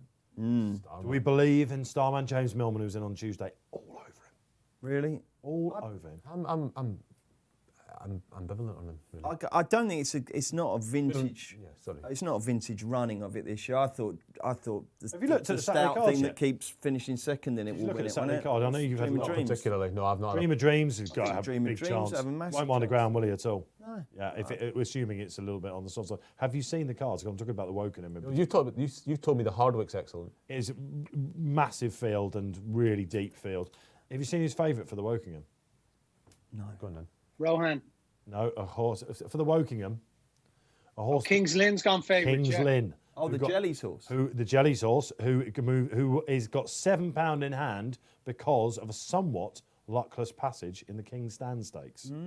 Someone told me that it would have won had it got a run. Someone I respect told me it would have won, and I had to look back, and I'm like, is Kings Lynn just going to be one of those? You remember he was favourite for the Air Gold Cup last year, wasn't he? But Kings Lynn turns out before the mark kicks in. Exciting stuff. Oshie Murphy back on. Can I ask Barry a quick question? Barry, you're looking very suntan there, my friend. What's the latest state of play with your reopening in terms of being able to enjoy a nice pint of the black stuff? Are you allowed outside to have a quaff? We're allowed outside, Bruce. Yeah. Restaurants who have space outside and pubs to serve their customers are allowed to serve their customers, and then we're looking at maybe July for indoor eating in pubs and drinking around the 10th of July. And then from a horse racing point of view, the Irish Derby weekend in the Curragh, there's a test pilot scheme of 1,000 attending that, which will mainly be made up of owners, rightly so. That'll be the largest crowd they've had so far, won't it? I think so. If they can fill it, yeah. I think so. Yeah. Well, exactly. So listen, catching up, coming good, aren't they? And let's not go into it too much. I mean, yeah. But we're hoping. What are we hoping for? Glorious Goodwood over here. That's it. Well, I was with Ed Arkle, the clerk of the course at Goodwood, and I said, it's all looking good then. I mean, this 4-week This was delay. on Tuesday. Yeah, if this 4-week delay doesn't affect you, because Glorious Goodwood will be fine. He said, no. He said, we're not counting any chickens at all. We hope it's going to be there. But he said the other trouble is, of course, it'll be so late to have the announcement that people, as with Ascot, you know, the fact they haven't sold out because people haven't had time to plan their day, that's going to affect Goodwood as well. But fingers crossed, Goodwood will go ahead with, you know, as many people as want to go. Wasn't the positive yays you might expect at Ascot when they got told? I think because the there's a lot. there's been done. Still lose money. That's it. They're losing money. Tracks were, there's some tracks I heard reports where they weren't actually wanting to race when it was behind closed doors because they lost so much money. Indeed, some of them didn't take the funding, all that sort of thing. Anyway, there's some politics for you with 4 minutes to go until our last race here. Where are you going? Still got some time for some social interaction. Get involved. We haven't heard much about what you thought about the Gold Cup. I guess I'm going to have to read that on the threads later on. We do that, by the way, when we go overnight. We're prepping and all that sort of thing. We're coming in tomorrow. Keep your questions coming in for the panellists. Tomorrow, James Millman and the Bear Rodway makes his Royal Ascot debut of 2022. We'll be poking the bear tomorrow. And then on Saturday, Matty Batch comes back. He had a ride at Royal Ascot, you know, Matty Batch. What? He had a This ride. week? No, not this week. No, I wouldn't put anything past Batch. He's in training, by the way, for Jersey again. Oh, is he? Yeah, he's getting lean, he's mean. He said, my regime has started, he said. So he's absolutely bang into it. No, he loves it. He is That's as good as your Tomo impression, wasn't it, I think? Come on, mate. Wasn't that good. There we go. All right, fair enough. But we got him, and Graham comes in as well on the Saturday as well. Lots to come then, lots to come, including this last race. A reminder of the tips. I've gone for Marshall Plan. I'm really hoping that Rab Havlin gets a double. There'll be some people going, Rab Havlin's not going to have a double on the day, do you know what I mean? But it's every chance, I think, if he gets out and revs up nice and early. Kondo Asami for Keith, Surefire for Paul Keeley and Bruce Millington, and Barry Orr, nap of the day, Salamarak. I'm looking at the previous winners of this race. It's arguably a better recent roll call than the Hampton Court Stakes. Yes. Should we go through it? Huckham, who's in the Hardwick. I was all over him for the Ledger last year. I think Spotlights will probably tip Huckham I don't think I've seen. Is he in the Hardwick? Sorry, yeah. He's in the Hardwick. Yeah, he's in the Hardwick. Oh, it's Kevin Morley that might be going there. There you go, some premium content. The excellent Kevin Morley. The excellent Kevin Morley. I think that's his name now. The excellent one. Had it changed, yeah. His Excellency. Oh, do you know what, lads? Sorry, I need bringing up. I've done what I shouldn't have done. I've just been on Twitter and searched Dettori, and predictably, it is just a. It's the greatest jockey of our generation. doing that? Because I just want to know that even the brilliant Frankie Dettori, even he's not allowed one questionable ride, you know.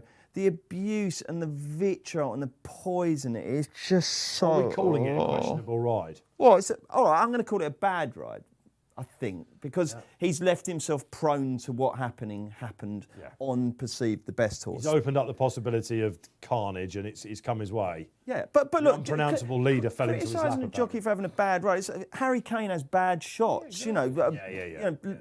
Lewis Hamilton has bad bend, do you? So you're gonna, bad laps. It's not a crime to criticise a jockey, but there's ways and means of doing it. And the way people do it on social media, Frankie's not going to mind one iota. But some of the young lads and some of the young girls, the abuse they get on Twitter is despicable.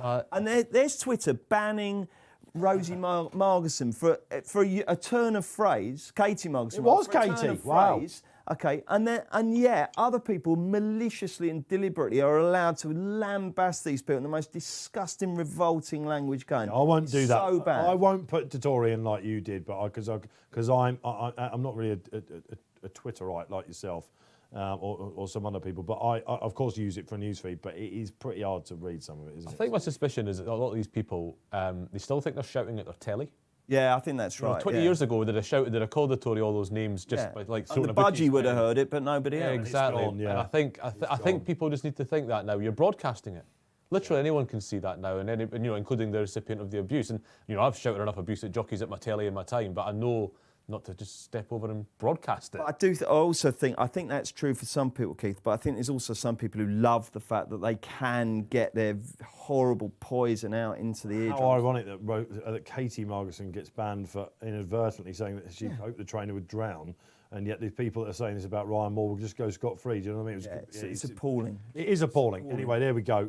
So there you go. Stradivarius, as we know, no fourth Gold Cup. He's still an absolute Mighty Mouse legend, isn't he? We'll look for the quotes from John and Thady Gosden and Frankie Dettori in this evening's edition, which you can get, of course, digitally at 9 p.m. If you're watching us on YouTube, like and subscribe. Like, of course, if you're on Facebook Live as well. Let us know you're out there. Like I say, great feedback we've been having throughout the week. No trade here then, Barry. He's out to 4-1 now. Yeah, he's 5.5. He's been steady at that, it has to be said. Keith's horse has come in for good support. It's 12.0 now, Kondo Isami. Also some money knocking around for Parachute that I flagged up earlier. Oh, he's kind of drifted out a little bit now, though. He's out to 22. Surefire steady away at 6.4, 10.5 Siscani. They don't want to be with that at all. First flight, a little bit of support for that 12 into 10.5. I flirted with putting Parachute up, and I flirted with keeping the Siscani faith, but I'm worried about their run styles in this race as they go into the traps.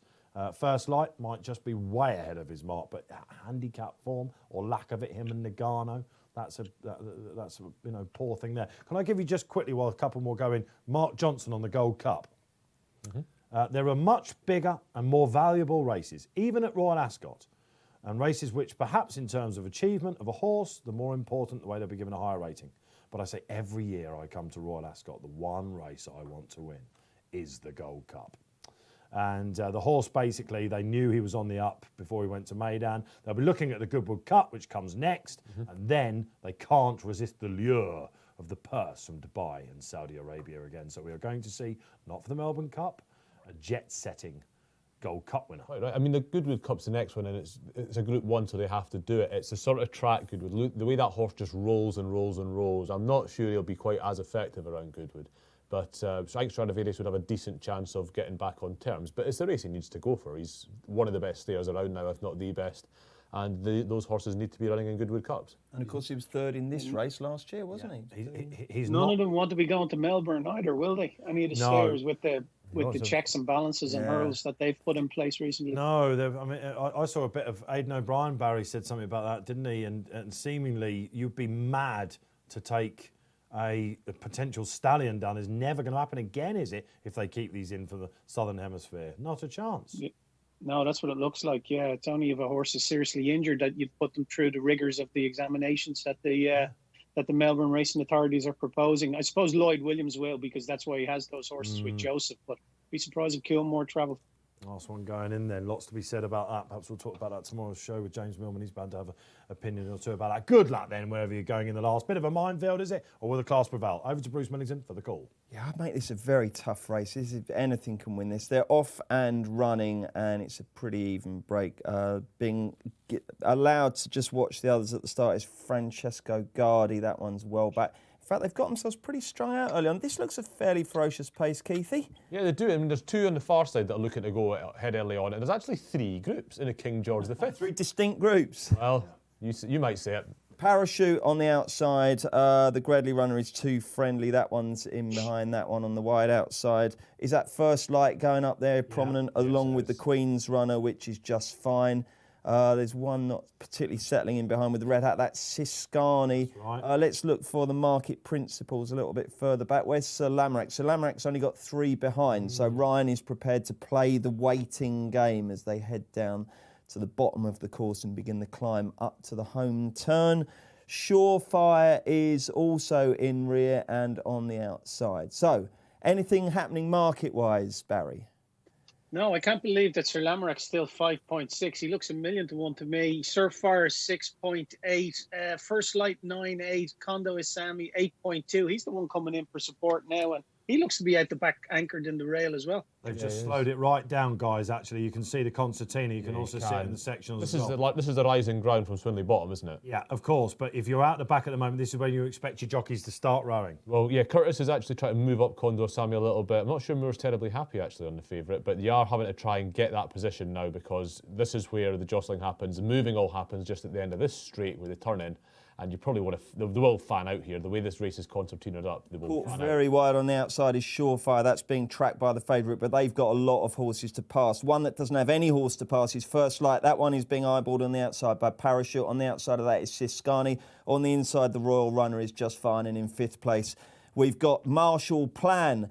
The Gredley horse, Too Friendly on the outside as they turn in and they're beginning to get there. And now I think...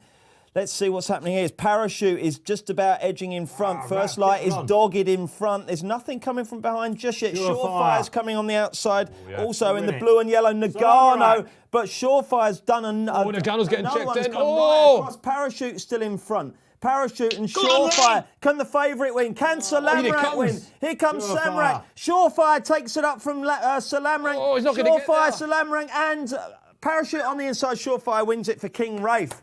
So Lamrack is second and Parachute is third. That was exciting. There could be a steward's inquiry here, my friends, because Surefire has done exactly what happened in the earlier race and gone jumping onto the inside of the course. So do not scrumple up your slip, A, if you've been in a betting shop, which you probably haven't, and B, if you've backed Sir Lamrack. There may yet be some meat on that bone. Well done, Bruce Millington, as well. Not just for that call, but you knocked it out the park the last race. It's come out, you and Kills. King Rafe has taken out the mile 4 handicap for 3-year-olds, the King George, the 5th stakes. It was a funny pace. It slowed up a little bit, but Keith, they've attacked a long way out, and the closers have come to the fore. Look where the favourites come from. They've come from. There's a bit of barging here. It's Nagano who I think gets the worst of it between the winner and the horse that's fading out of contention. Look at that. Surefire's gone right across. Nagano's been absolutely mullered, hasn't he? Oh, my goodness me, absolutely. And that's let Sir Lamrack back in, but he can't quite get there. Parachute's run a really nice race, plugging on the inside there. Siscani's finished 4th. And there's 3 links between the front 6. But will that it can't get chucked out, can it? No, unlikely. I would say unlikely. Nagano's position, it's affected Nagano's position. Military Mission ran a very funny race, I thought. Big moment for Hector Crouch, this, guys, as well. Would that be Hector's first Royal Ascot winner? I'm going to say yes. I have to say pass on that one. I'm going to put my neck on line as usual. Say yes. Well, yeah, but a penalised one as well. I'll tell you what, Keeley, I'm just about to have a chat with him after the show about tomorrow and Saturday. He's going to be absolutely buzzing now. Chopping it off, isn't he? This was the nap of Keels, as he told you. I hope you were glued to that chat you had and of course, your sizzlers in the paper today. He's toughed it out. It's only come 10 days after the Leicester run. He was green that day, wasn't he? But he was getting a lot of weight off Sir Lamrack, Barry. You thought he might get up. I don't think the second's $1,000,000 to get this because he's come right over and then he's come back out towards the centre of the track. And the second, while he didn't have to check, he did just kind of inconvenience him, let's say. It's how the stewards read into that inconvenience. Nagano's lost positions. What? Is he beating the neck? Lamrack? It's interesting because we're just watching, we can see in the corner of our eye, Hector Crouch is being interviewed, but before he's had the microphone shoved in the face, he didn't look like a man who just won his first race at Royal Ascot, I can tell you that much. You'd be worried. You would be He's worried. caused murder on his inside, obviously, the winner, but he's come back out again when he's tried to correct him and he's pulled his whip through into his right hand, and he's kind of just inconvenienced the runner-up who traded for over £3,000 at 3-1 on. It looked like Ryan was going to catch him, but turned into the straight. He was right behind him, Sir Lamorak, but Surefire just kicked a little, and that's probably the winning of the race from. I was slightly worried about the ground for him as well, because he's a fast net rock, and there's a lot of soft ground there. But listen, just good, nice summer ground. Run your horses on it basically, and Surefire has been rewarded. Good moment for Judd Monty as well, of course, for the late. Are they very slow calling inquiries? Yeah, they are. I mean, They can be. There has to be one, doesn't there? Yeah, of course. Sure, there's going to be an inquiry. Lose count the amount of times I'm on this show or watching, and I'm thinking, oh, maybe not. And then, you can just about hear the ding dongs, can't you, going off? So drama in our last racing here on RP Live. I mean, I don't see why it's taking so long. There has to be a steward's inquiry. You don't need to have a steward's inquiry to decide whether you're having a steward's Where would inquiry. Nagano have finished, Keith, do you think, if he'd have got That's clear the on? thing. If he'd have got a clear, he would have been. Rog. He would have been placed, I think. Rog's horse, I tell you, the unflappable Roger Varian. The scrimmaging has affected the placings because I think Nagano would have been placed. Yeah. And that is why you might start thinking, even Rafe Beckett sitting there. He's Looks not like sure. he's got a brown top hat. That's not allowed, is it? That certainly is You can not have black and allowed. have grey. I've Could never you seen imagine rocking up in a brown? Is that brown? It's sort of mahogany, isn't it? It could actually Not be. even Prince Monolulu would have rocked up in that, would he? King Rafe. Oh, Well, I yeah. mean, King He Rafe don't- again, they're would not- have worn a top hat to school, so he'd know. Quite the Lord Rafe Beckett, but he doesn't look the happiest. I mean, No, he's got that sheepish look on his face as if he's listen, listening out, isn't he, for the klaxon? he wouldn't be the biggest fan of jockeys now, Rafe, would he? So certainly not. So they always say if you could survive Rafe, I mean, Jim Crowley didn't last, Fran Berry didn't last, did they? So he famously once said, Rafe Beckett, that if a jockey was a couple of inches taller, they'd be unemployable. Which is his line, So, That's terrible. but yeah, look. So right, Hector Crouch will be saying, Governor, I did everything I possibly could. Will he keep it? If you're on Salamarak, loads of you out there will be. You'll be absolutely glued to it. But this is pretty much all we've got time for here on RP Live. It's been someday Gold Cup day. Barry Orr. Yeah, a couple of seconds have done for me anyway. A Shada in the Ribblesdale and Sir Lamorak there. I could have done with the two of them winning, but hard luck stories. And the draw again looks like may have chinned them, but we live to fight another day tomorrow. Great calls today, Bruce. Well done. I know you're leaving us, Keith, so we'll catch up again, but looking forward to tomorrow, some cracking racing.